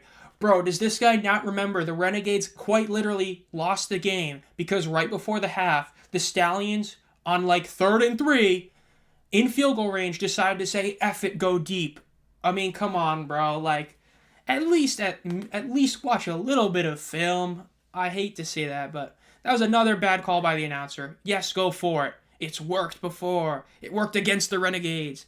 It's a good play. He almost caught it. Why are you upset at it? 4th and 3 is still very doable. All right, let's see. Let's see what Luis can do here. I'm going to scroll up. I don't want to be spoiled in this place. A big play. 4th and 3. Let's see what the Renegades do.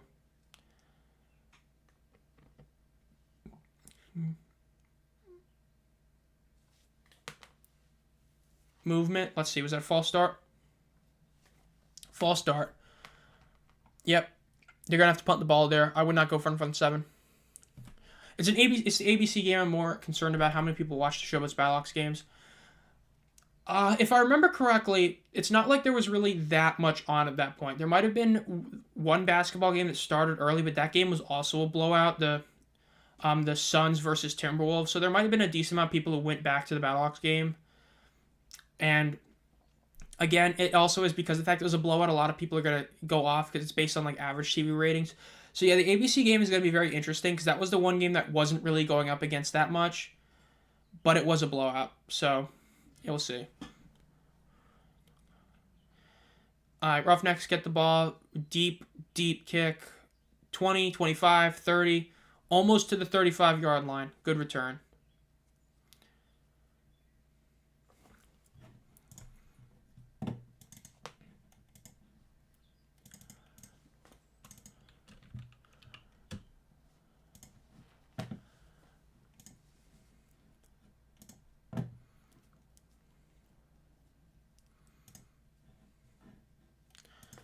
Let's see what's so far. Okay, while we're on this little break, let's see who's winning Talladega so far. Okay, no, I don't need the speedway. I need to know who's winning. Like, bruh.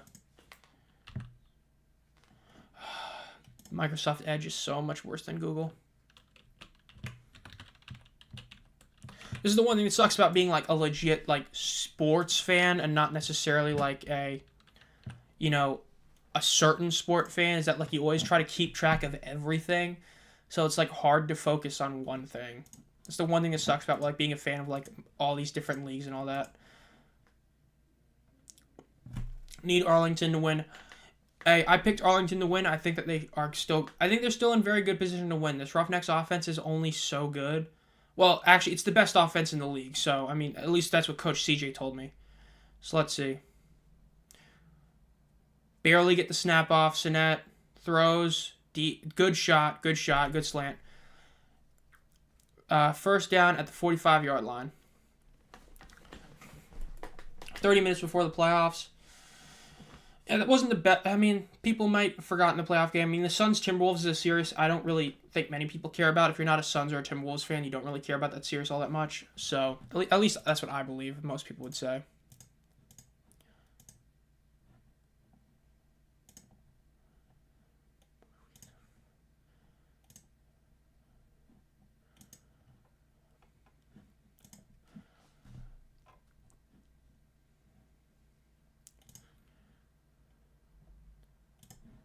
Yeah, I just saw multiple people also on Twitter talking about that whack job showing both the Brahmas and the Panthers.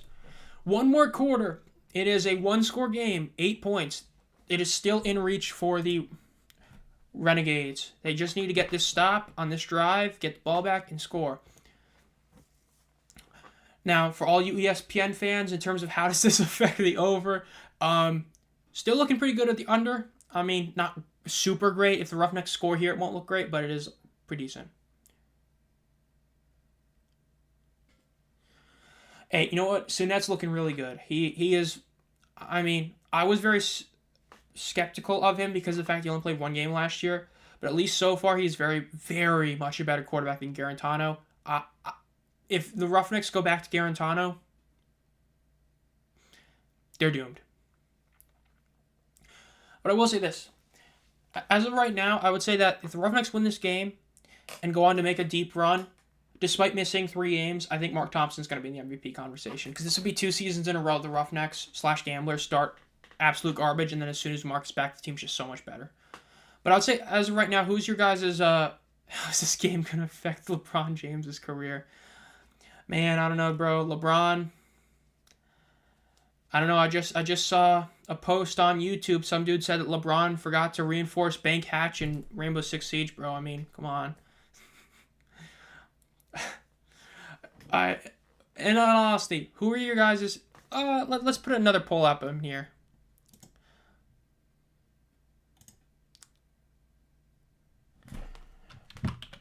Who is your MVP 4 weeks into the season?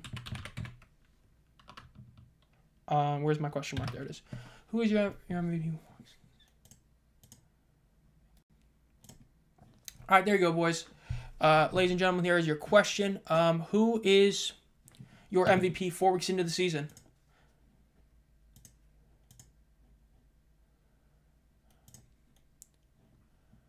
Yeah, Mark is definitely making an impact. He really is.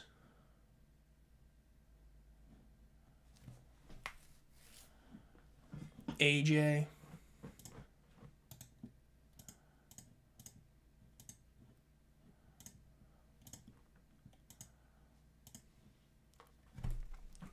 I would honestly say no to AJ at this point, just because it feels more like you could very well argue Shepard or Aitman. Because Aitman's made all the big play catches for most of the first 3 weeks, and then Darius Shepard's been the overall yardage leader. I would actually say that either of them are a bit higher. I'd say AJ is definitely up there for quarterback, but I'd say overall I think that those two are a bit higher in my opinion.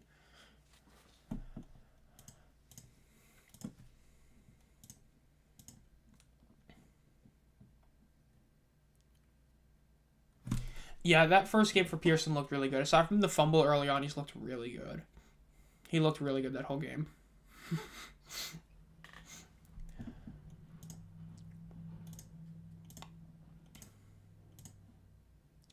Marcus Sims, low-key.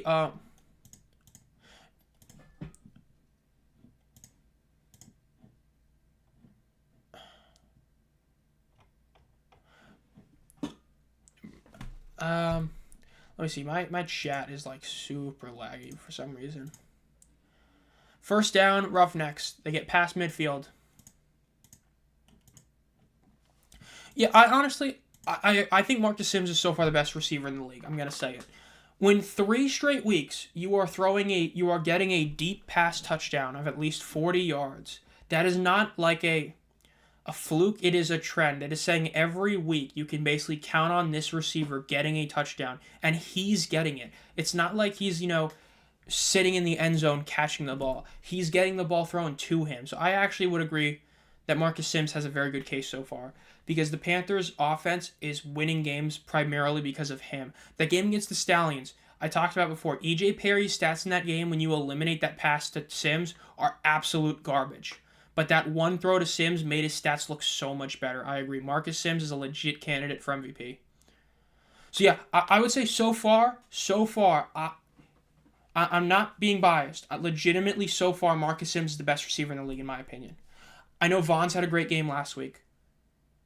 I know that basically both guys in the Battlehawks have been really solid. I know Kirkland's been really good. So far, I would say Marcus Sims. Because when you're consistently getting those deep shots, you're getting touchdowns on the board. You're breaking defenders. You're outrunning them. Being able to do that the way he's done it is such a big deal. That's why I would say Marcus Sims, low-key, is the best receiver in the league and a very, very good MVP candidate. Deion Kane has been really solid, too. He had like that one drop yesterday, but again, it was really wet and all that.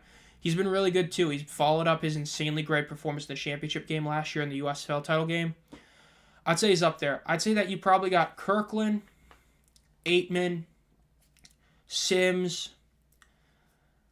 You could argue Shepard. You could argue Vons and Burnett. You could very well make a case those guys have been the best in the league. Those like 5. Jay Adams has been really solid whenever Case has time. But I would say Sims is the best in my opinion, and I'd say he should be probably the favorite for Offensive Player of the Year at this point, because I can't really think of anyone else that's not a quarterback that would be the Offensive Player of the Year. I don't think any running backs played that great. So, yeah.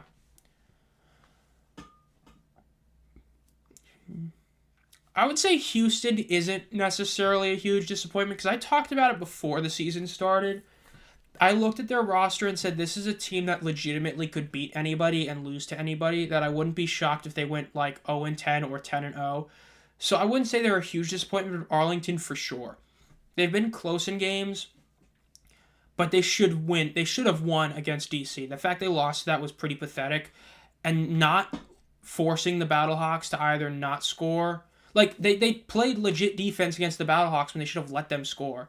So, because of that, I actually think that Arlington for sure has been a disappointment. Houston, not as much. Would the Battlehawks have won week 1 if they had Pearson? If they had Pearson and everything else is the same, yes. If you take away the one random interception Perry threw in the end zone and they have Pearson, no. Everybody always forgets that the Panthers had a touchdown taken away because they threw a bad interception at like the 2-yard line. So I'd say with Pearson, they probably win that game if the interception still happens. But if E.J. Perry doesn't throw that interception, Pearson's there, Panthers win, in my opinion.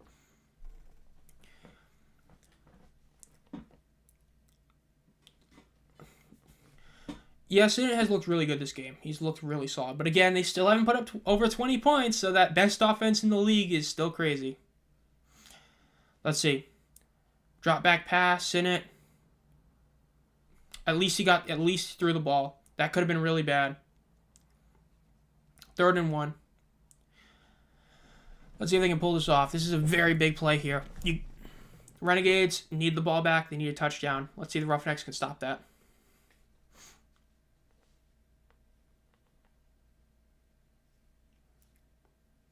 I picked Houston to make the UFL playoffs this year. Yeah, I said in the best offense in the league. I said for those of you who didn't see that video in my season prediction video, I said if Houston makes the playoffs, they're the team I'm picking to win the championship, but I didn't think they could make the playoffs. So that was my feeling because their defense was built for the postseason, same with Mark. And they haven't had Mark Thompson, and they've had a lot of injuries up front, so that is a big deal to why they haven't been as good. Renegades get a great stop against the best offense in the league. So they have a shot here, and that was a good stop because now they can't really go for it. Dude, same, Michael. I mean, I get hyping your team, but the best offense in the league is crazy when your team hasn't scored over 20, and apparently they missed the 52-yard kick. That was bad. He didn't even make it close. Wow, that was bad. That's bad. Arlington gets the ball in really good field position.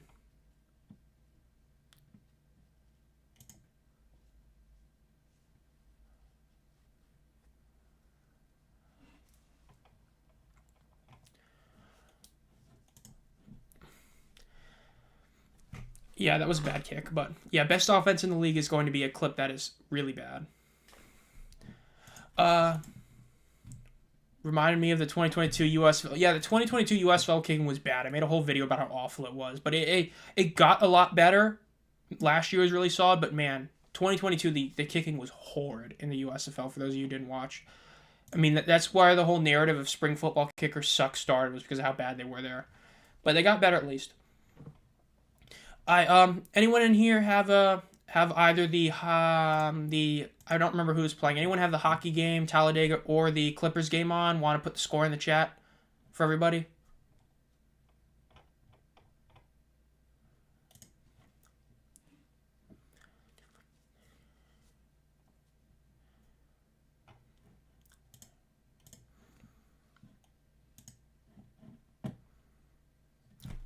Wow, Clippers are destroying the Mavericks. Hate to see that. I think 0-0 in Rangers Capitals. I saw at the end of the first period it was 0-0. Aubrey was the saving grace. Yeah, Aubrey was like the only truly awesome kicker year one. No, I mean there were a couple of Aguilar was decent, but in terms of great, he was the only one. I still have the question up for anyone who wants to answer. Who was your week 4? Who was your MVP 4 weeks into the season? So, if anyone wants to go answer that before I close that one, we got 2 answers so far, AJ and Marcus Sims. Yeah. All right, so since we got the score in those 2 games, let me look up Talladega while we're in this for those who care about Talladega. And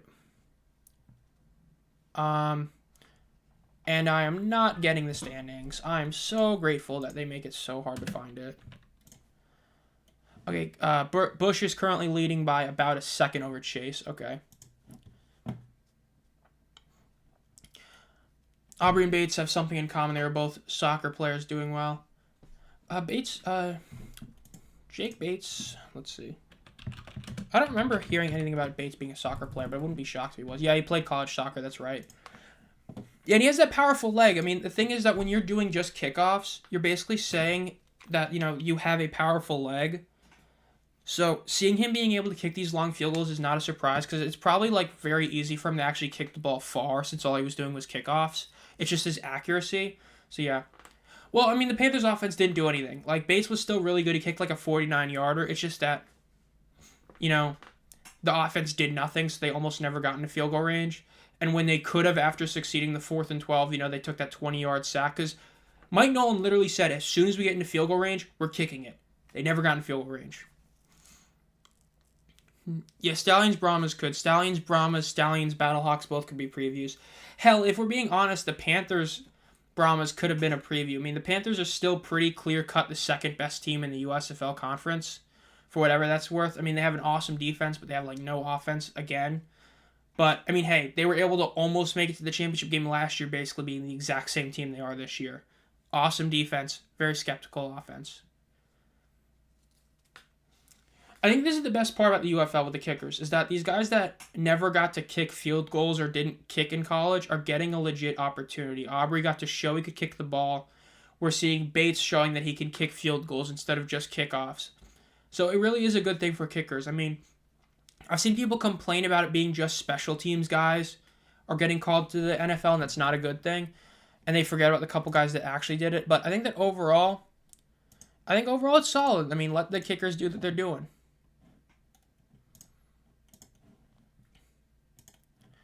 Let's never have an FS1 game. Okay, yeah. It's pretty bad. All right, 3rd and 11. Renegades need to get this. They only have so many drives left.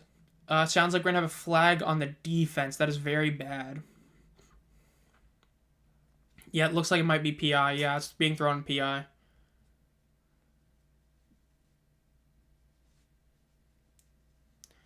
Showing the score, 32-17, Battlehawks over Memphis. Yikes. Yeah, McCarron, once again, though, McCarron is not throwing it statistically, it doesn't show that he's throwing, deep shots. I mean, 35 completions for, 222 yards is pretty bad.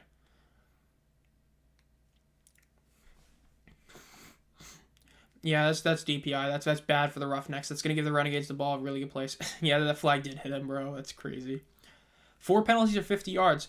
Hey, you could argue penalties are why the Renegades are in this game. The Roughnecks are just being more undisciplined. This is just like with the Brahmas showboats. Brahmas just kept getting penalties. Let's see. Wow, he was just wide open in the middle of the field. That's a nice 12-yard gain right there. They're at the 30-yard line. Renegades are driving. They need the TD, but they also need the 2-point conversion. They need that, so that's a big deal. If they get the TD, it only does so much. You want to go, pretty? Alright, I'll be right back. My cat wants to leave the room real quick.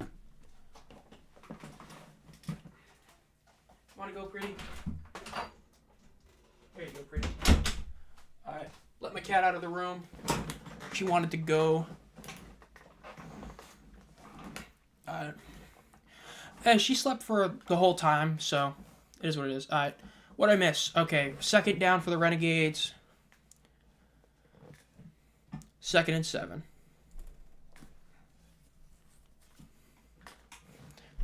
(1-0) Rangers. Yeah, the Capitals, man, I can't believe they made the playoffs. The team is like, I mean, everything went wrong for them, and they just somehow still pulled it off. Because Ovechkin had like that crazy second half season. I mean, I remember early on the season, everybody's like, oh, Ovi's washed, he's done, and now he's right back in the chase for, being the guy that break Gretzky's goal record. Scott's going back in. I like this. Honestly, I'd like a PA right here. Do a play action pass. That'd be a good call. Because they're going to probably expect Scott to run or to hand off. Have him just do a little outlet pass to the side. I think that'd be a good call. Let's see. Play action. No, he did hand it off. I might kick it here. I get it's like 4th and 2. I'd kick it. Make your next TD for the lead. Scott wants in. Luis wants in. I think they're going to go for it, though. DC defenders. Stallions was very close. Does DC make the playoffs? I don't think DC makes the playoffs. I think that game was close because of Skip not doing the right thing and putting Martinez in. I think that Martinez was better suited for the weather, and not putting him in was there. And you got to remember that 2 different drives early on in the game, the Stallions fumbled the ball in the red zone. So I think that DC game was a lot closer than it should have been. I think the Stallions are still the way better team than them. So I don't think DC makes the playoffs, especially with how the Brahmas just got another win and so do the Battlehawks. The defenders would have to basically sweep the rest of their games against the Brahmas and Battlehawks. If they do that, then yes, but at this rate, I don't think they make the playoffs. But they still could. They're still very much in the thick of it. They're only a little bit behind, but it's just that game against the Stallions didn't give me confidence. All right, let's see. The Renegades look like they are going for it. I think this is a risk. I really do. I don't know, man. It's just kick the field goal. You can, make this game a legit one score, only need a TD. We'll see. Scott is on the sideline. He wanted to be in there. I would have probably kept him in there. All right, let's see what they do. 4th and 2. And let's see what happens. Timeout, Houston.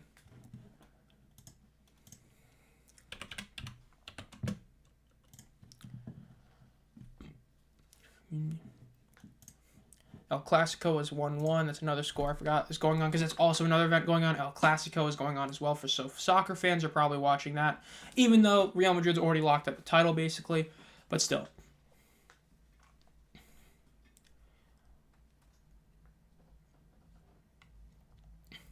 Fourth and 2. This is a big play.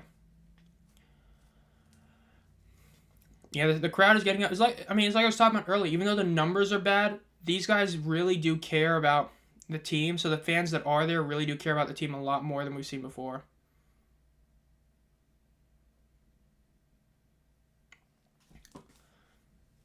So let's see.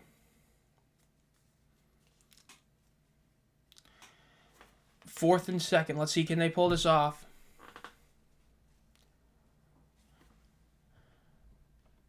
First down. Wasn't even really close. That was a good play. Yeah, I agree. Nope, that was just a solid play.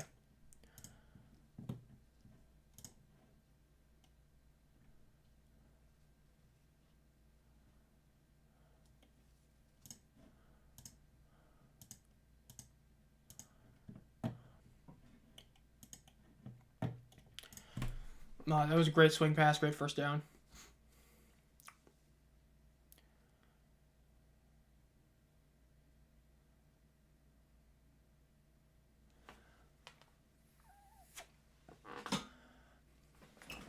Okay, let's see what this flag does. It sounds like it's on the offense. Let's see, it's going to be a post or a pre-play.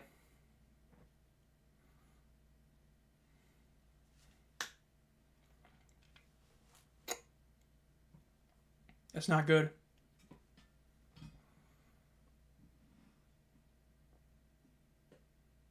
You're going to kick it here. That's a 15-yard penalty. You got to kick it. That's a very big play to have happen. And Sal, it sucks for him.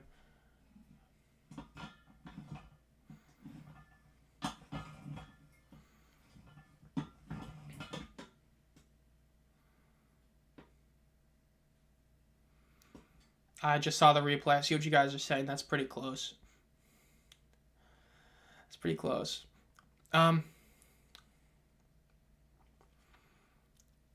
I mean, okay, to be fair, they got the roughing the passer call earlier.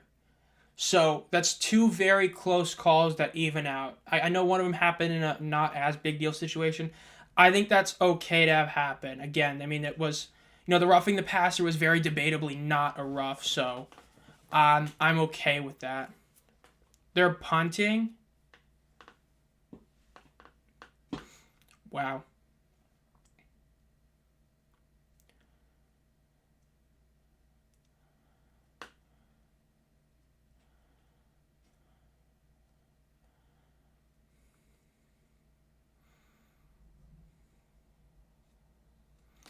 Okay, that was a bold decision to punt and not go for the long field goal. You're really trusting your defense. Let's see if they can pull this off.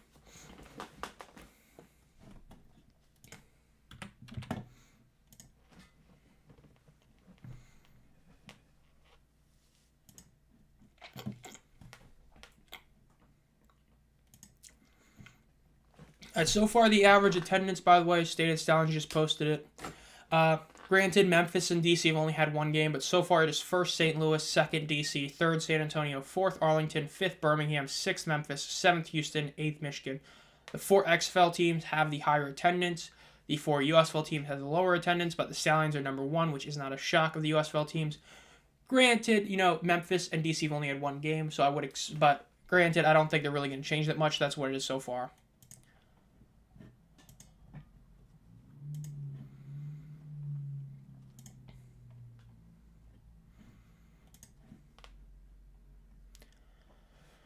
I know the Roughnecks are actually. Hey, it's just like last year. Like the thing is, last year, nope. Since you said you mainly watched the XFL, the Gamblers the first 2 weeks were so bad. Kenji Bahar threw a ton of interceptions and fumbles.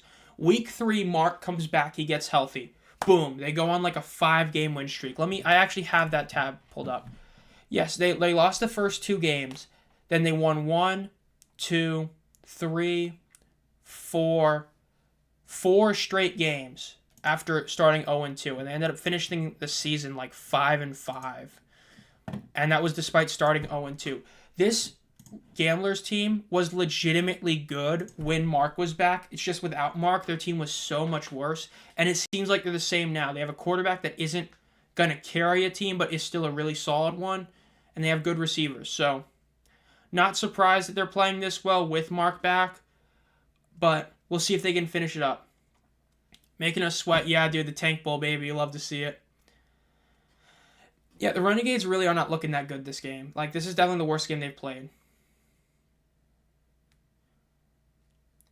I mean, this is easily the worst game Renegades have played this year.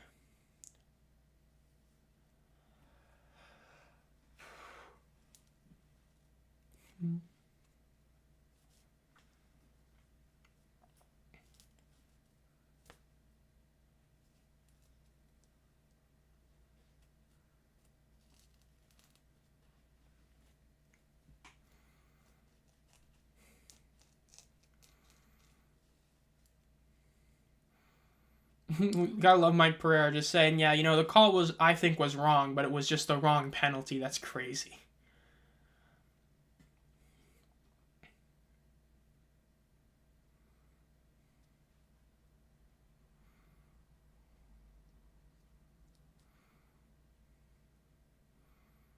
I would say, if you had that challenge, that might have been overturned. I don't remember how it works if it's supposed to be a different penalty, like Mike P saying, but yeah. Let's see, Pledger.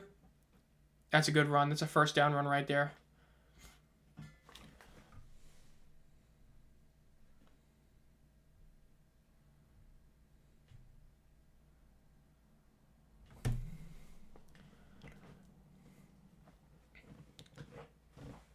Let's see.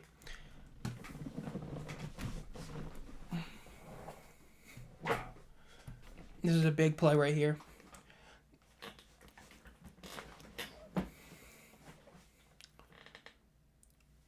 No gain on first downs, big deal.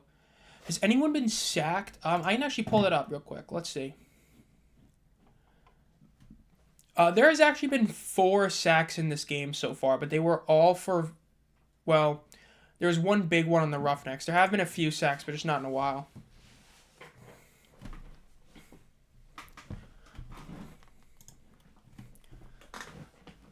Alright, boys, we're hitting almost 3 hours on the stream, bro. First ever stream, and we're almost at 3 hours. We're like 4 minutes away from that. How about that?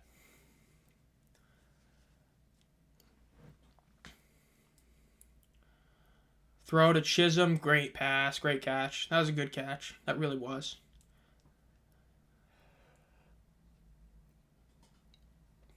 And it's the Tank Bowl. Yeah, I know. I was like, I was debating on doing a stream last year, but I was like, no, I don't think I have the correct hardware to do it. And then this time I was like, you know what? It's a Tank Bowl. It's a big event. And I was debating on what I wanted to do with it. And I'm like, you know what? Let's just stream it. Let's see how it goes for the first time. Because at the end of the day, it's like, worst comes to worst, it's like, oh no, my stream didn't work on the Tank Bowl. So, hey, I think it's a good start. I've been having a good time. I hope you guys have, especially since some of you guys have been here through the whole stream as well. No gain on the first down. He may have even lost about a yard there, too.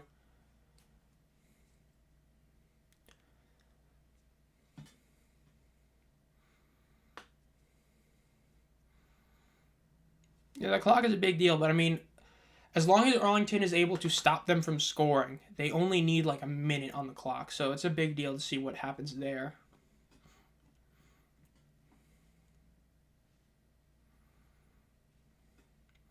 Watching your favorite team, except our favorite team is the Tank Bowl. Gotta love it.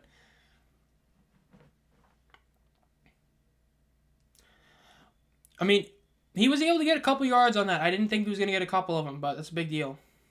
Third down now. It's about to be 3rd and like 9. So they can stop them here. They need to get this. Roughnecks need to get this to try and ice the game. The Renegades need to get this to try and stay in the game. So let's see who gets it.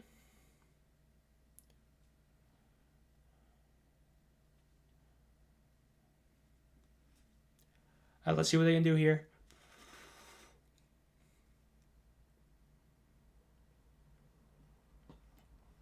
2 seconds.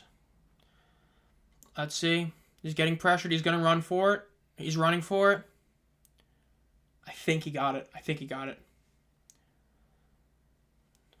he just barely got that. And it sounds like there's a flag on the field. Yep.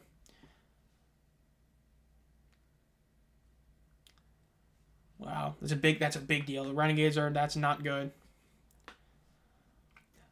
Honestly, I'm being real. The Renegades might need to, and this would be like playing 4D chess. The Renegades might have to let the Roughnecks score if they don't stop them on this. I mean, they might have to. Like, if they don't stop them on this play right here. Wait, where are they on the field? Let me make sure they're at the place I'm thinking they're at.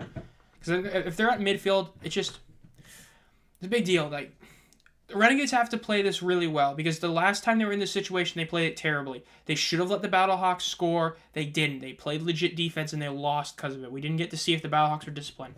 At the 50-yard line, this is potential 4-down territory because they're in no man's land. First play, 3-yard gain for the Roughnecks. Arlington has 1 timeout left. This is getting scary. They might need to force them or let them get a deep score or something and try to do the 4th and 12. And a TD. They might have to. If they don't get the stop here, they're going to probably have to let him go. Let's see. Defense needs to get a hold here. This is 2nd and 6, and then potential 3rd down is where the game's going to be made or broken.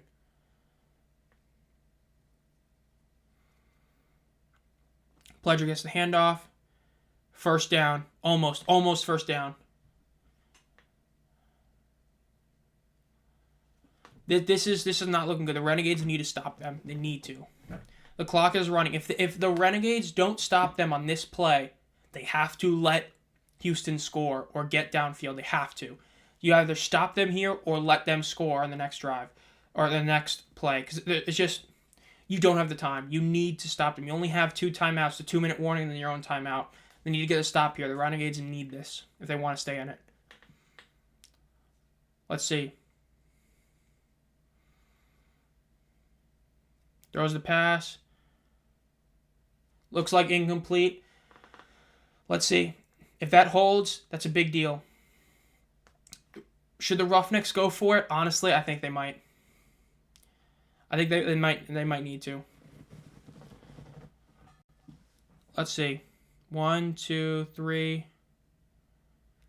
I think that looked like a 3-step. Let's see. 1, 2, 3, 4. Nah, yeah, that should be a catch. Look, you can say survive the ground. Homie took like 4 steps. That should have been a catch. In my opinion, that should have been a catch. Try to draw them offsides, take the 5-yard penalty, make it an easier punt. Renegades have 2 minutes and about, probably after the return, about 15 seconds. 2:15, 2:10-ish. That is more than enough time to get a touchdown. We've seen teams go down the field with a minute left. Just look at the Brahmas. The Renegades are still in this. This game might go to OT.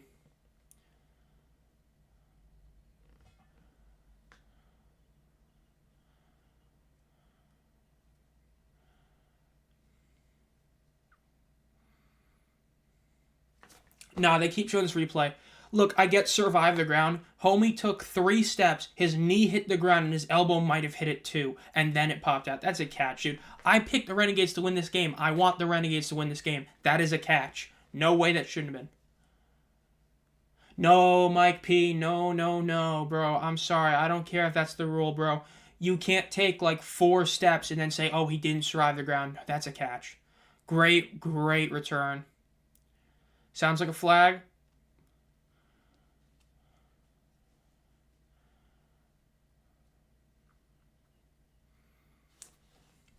I'm putting out the question. I gotta do it. I'm so upset that they didn't do that.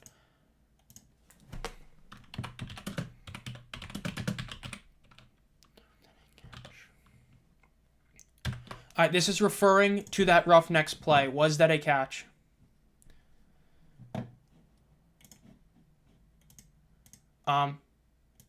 Does it have yes or no on it? I hope it does. No, I clicked the wrong thing. Dismissed that. I gotta re-put it up. I just clicked the wrong thing.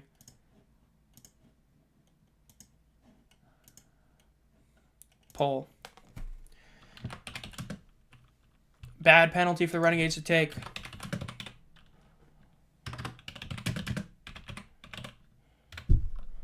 Here it is. Was that a catch? This is referring to that Roughnecks. This is referring to the Roughnecks potential catch on 3rd down. Was that a catch? The Renegades are going to have to go at the full length. They're at the 2-yard line. Will they pull this off? Let's see. 2 minutes and 4 seconds to go 98 yards. That is way more than enough time to do it. But can they do it? 1 timeout, 2-minute warning. They're going to get 1 play off unless it's a very quick pass. They're going to get 1 play off before the 2-minute warning. This is their last shot. They got to score here, and they got to get the 2-point conversion. Even if they get the touchdown, they need a 2-point as well. All right, let's see what the first play is. All right, taking it as shotgun. 1 running back in the back. Looks like a somewhat deep shot. Just a duck throw. That was a pretty big duck right there. Just kind of middle of nowhere.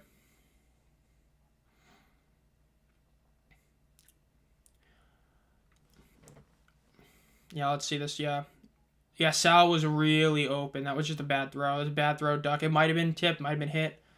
That was pretty wild. Yeah, he got hit while throwing. Yikes. All right, 2 minutes left. 2nd down. Still got to go 98 yards. It's a big deal.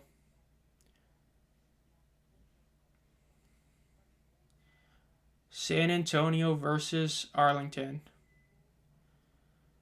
Yeah, I mean, it's a tank bowl. It's just like the Panthers Maulers tank bowl 2 years ago.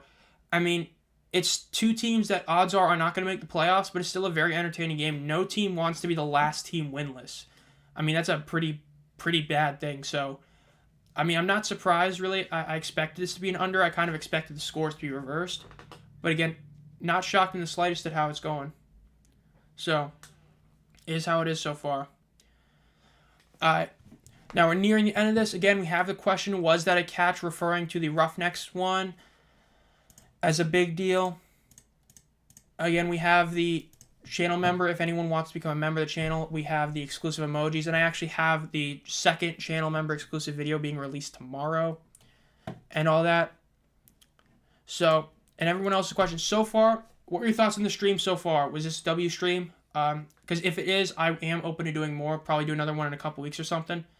What do you guys say about it? Do this again? 'Cause, I mean, this is honestly been pretty fun so far. What do you guys say? Yeah, a lot of these games this year have been really fun for the UFL. I mean, there's been very few bad games. W stream, let's see it. I mean, there's been very few bad games. Let me put it this way. Eliminate the Showboats games.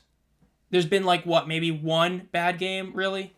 When you get rid of the Showboats games? Because the Showboats had like 2 awful games against the Stallions and the Battlehawks. But aside from that, every game's been pretty good. I mean, even the Panthers-Brahmas yesterday was still a really entertaining game despite the fact that, you know, it was very low scoring, had nothing happen in the second half.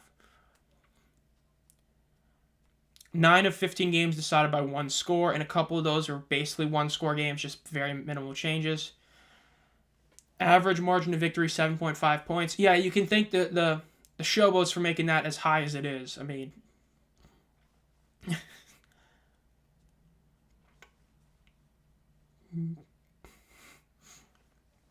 So far, 3 out of 4 people think that would have been that should have been in catch. I agree. I'm gonna actually vote. No, I'm not. I'm not voting my own poll, but yeah, I think it should have been catch. Let's see. 2nd and 10, minute 59 left at the 2-yard line. Let's see. Snapped. Perez throws a short pass. About 3 yards away. This is 4-down territory. You have to go for it. So they could very well run the ball here. This is under no circumstances should the Renegades not get a first down here. If they don't, they deserve to lose the game. This is a very, very, very easy thing to convert with 2 plays. Let's see. They go for a pass. Oh, it's a somewhat deep shot. Oh, great catch. And he held onto the ball. That's a great catch. It's about like 15 yards. And he gets out of bounds, stops the clock. They get to keep timeout. Nice. Ooh, Roughnecks defender is down. It's a pretty rough hit right there. Let's see.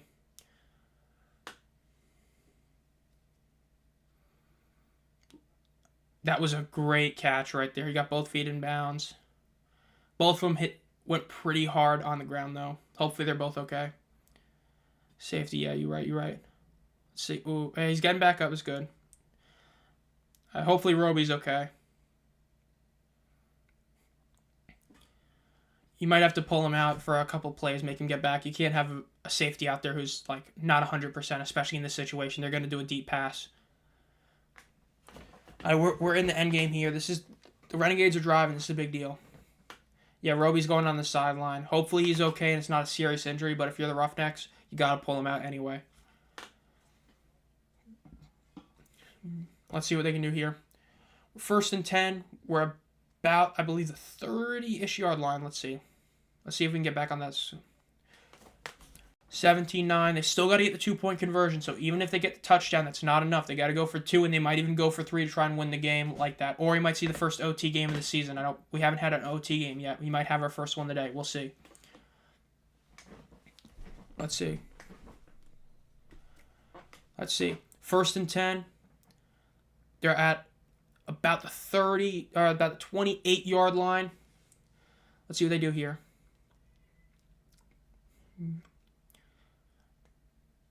Snap the ball. Perez drops back, throws the ball. Bad drop.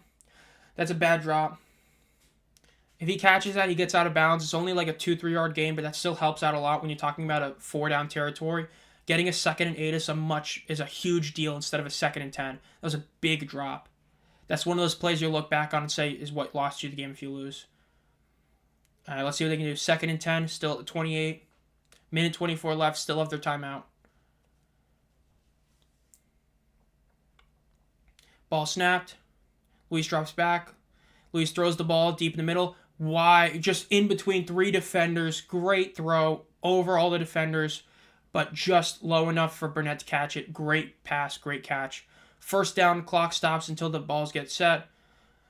A minute 17 left. They're at almost exactly the 50-yard line.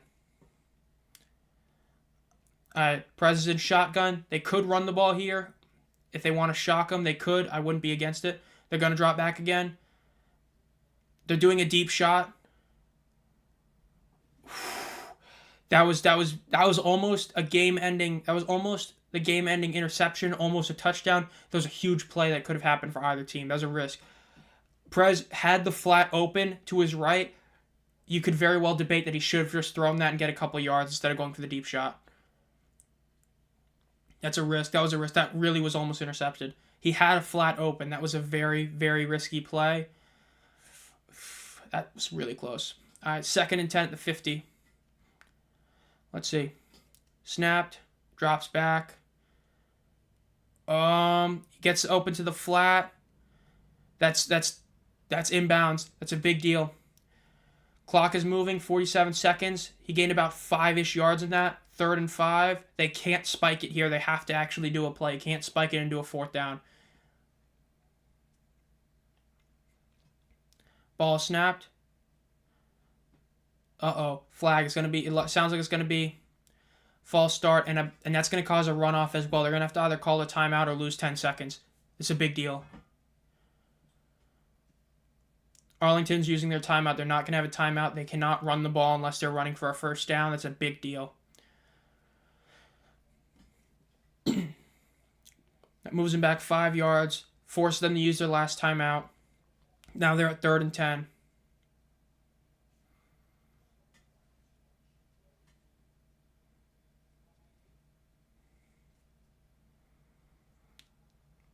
You got 2 plays to get a 1st down, but you have to get this ball out of bounds. If you're going to do a short pass, you have to get it out of bounds, or you have to just get the 1st down straight up. This is a big deal.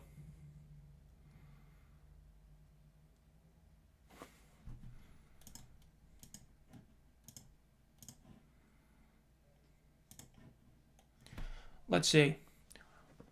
Prez drops back. He's moving up. He throws it. Middle of the field. That's 1st down. That's a 1st down. Clock's going to stop. They're going to get a few extra seconds. Clock is running now. They need to snap this ball. They're wasting time. They just wasted about 6 seconds, 7 seconds, 8 seconds, 9 seconds. They just wasted 9 seconds. And it's ball stripped. Roughnecks get it. Roughnecks win the game. Wait. Flag. There's a flag. There's a flag. This flag's a big deal. Sounds like it's on Arlington. That's game over.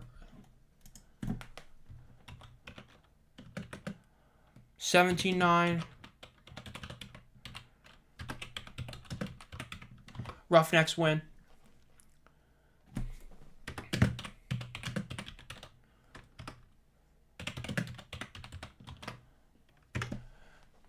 Roughnecks win the Tank Bowl, ladies and gentlemen. I just spelled that wrong. Massive L on my part. We hate to see it. Let's remove that and fix that.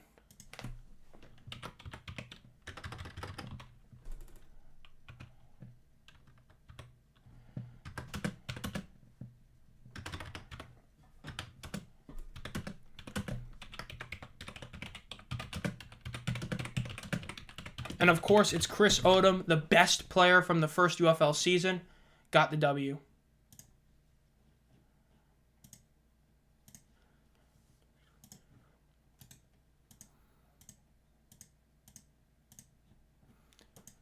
That is a big deal.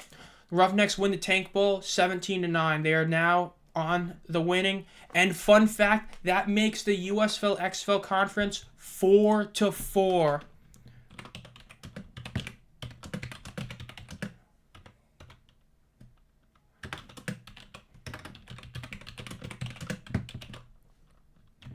That is also a big deal. This makes it even as well. 4-4 USFL versus XFL. So both sides remain equal. The Renegades, who are defending XFL champions, are now 0-4. They are virtually eliminated from the playoffs at this point. They would need a miracle second half season comeback to make this. This is pretty crazy.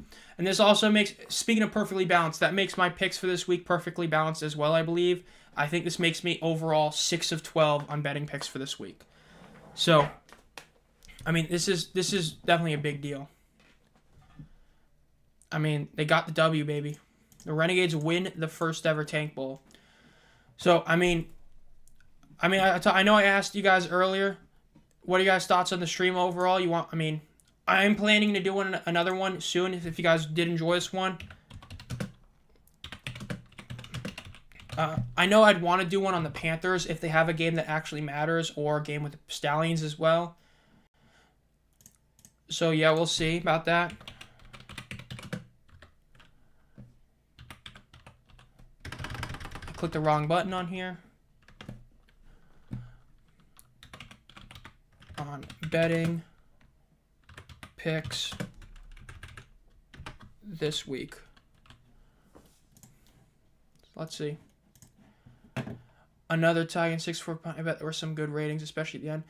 Yeah, I bet so too. So, let's see what the schedule has for this upcoming season while we're still at the end here. As you have the player of the game, Reed Sinet. I agree. Reed Sinet's looked really good. He legitimately looks like a solid quarterback for sure. I don't know when the next one I do, but I might do one in a couple weeks.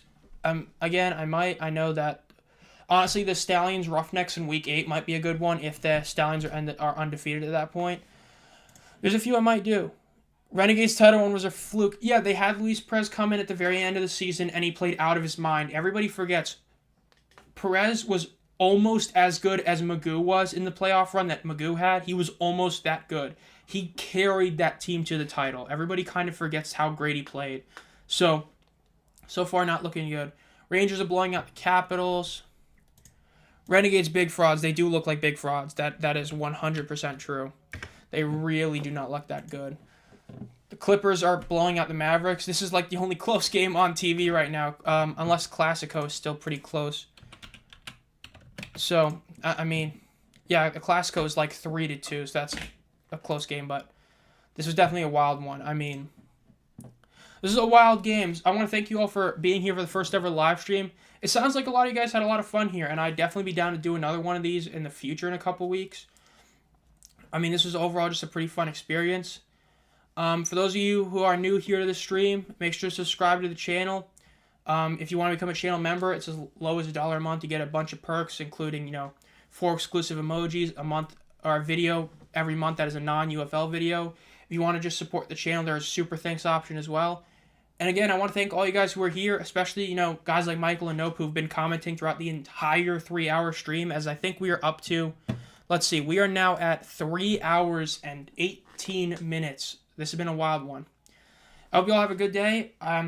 Be on the lookout on Tuesday. We have the Power Rankings coming out. I might be doing a video on Monday. I don't know for sure. It depends if I have enough time to make one or what I want to make one on. I might not do it at this live stream, but I'll have a video out Tuesday for the Power Rankings, Wednesday's the week review, and then, of course, on Friday we have the betting picks. So as always, have a great night.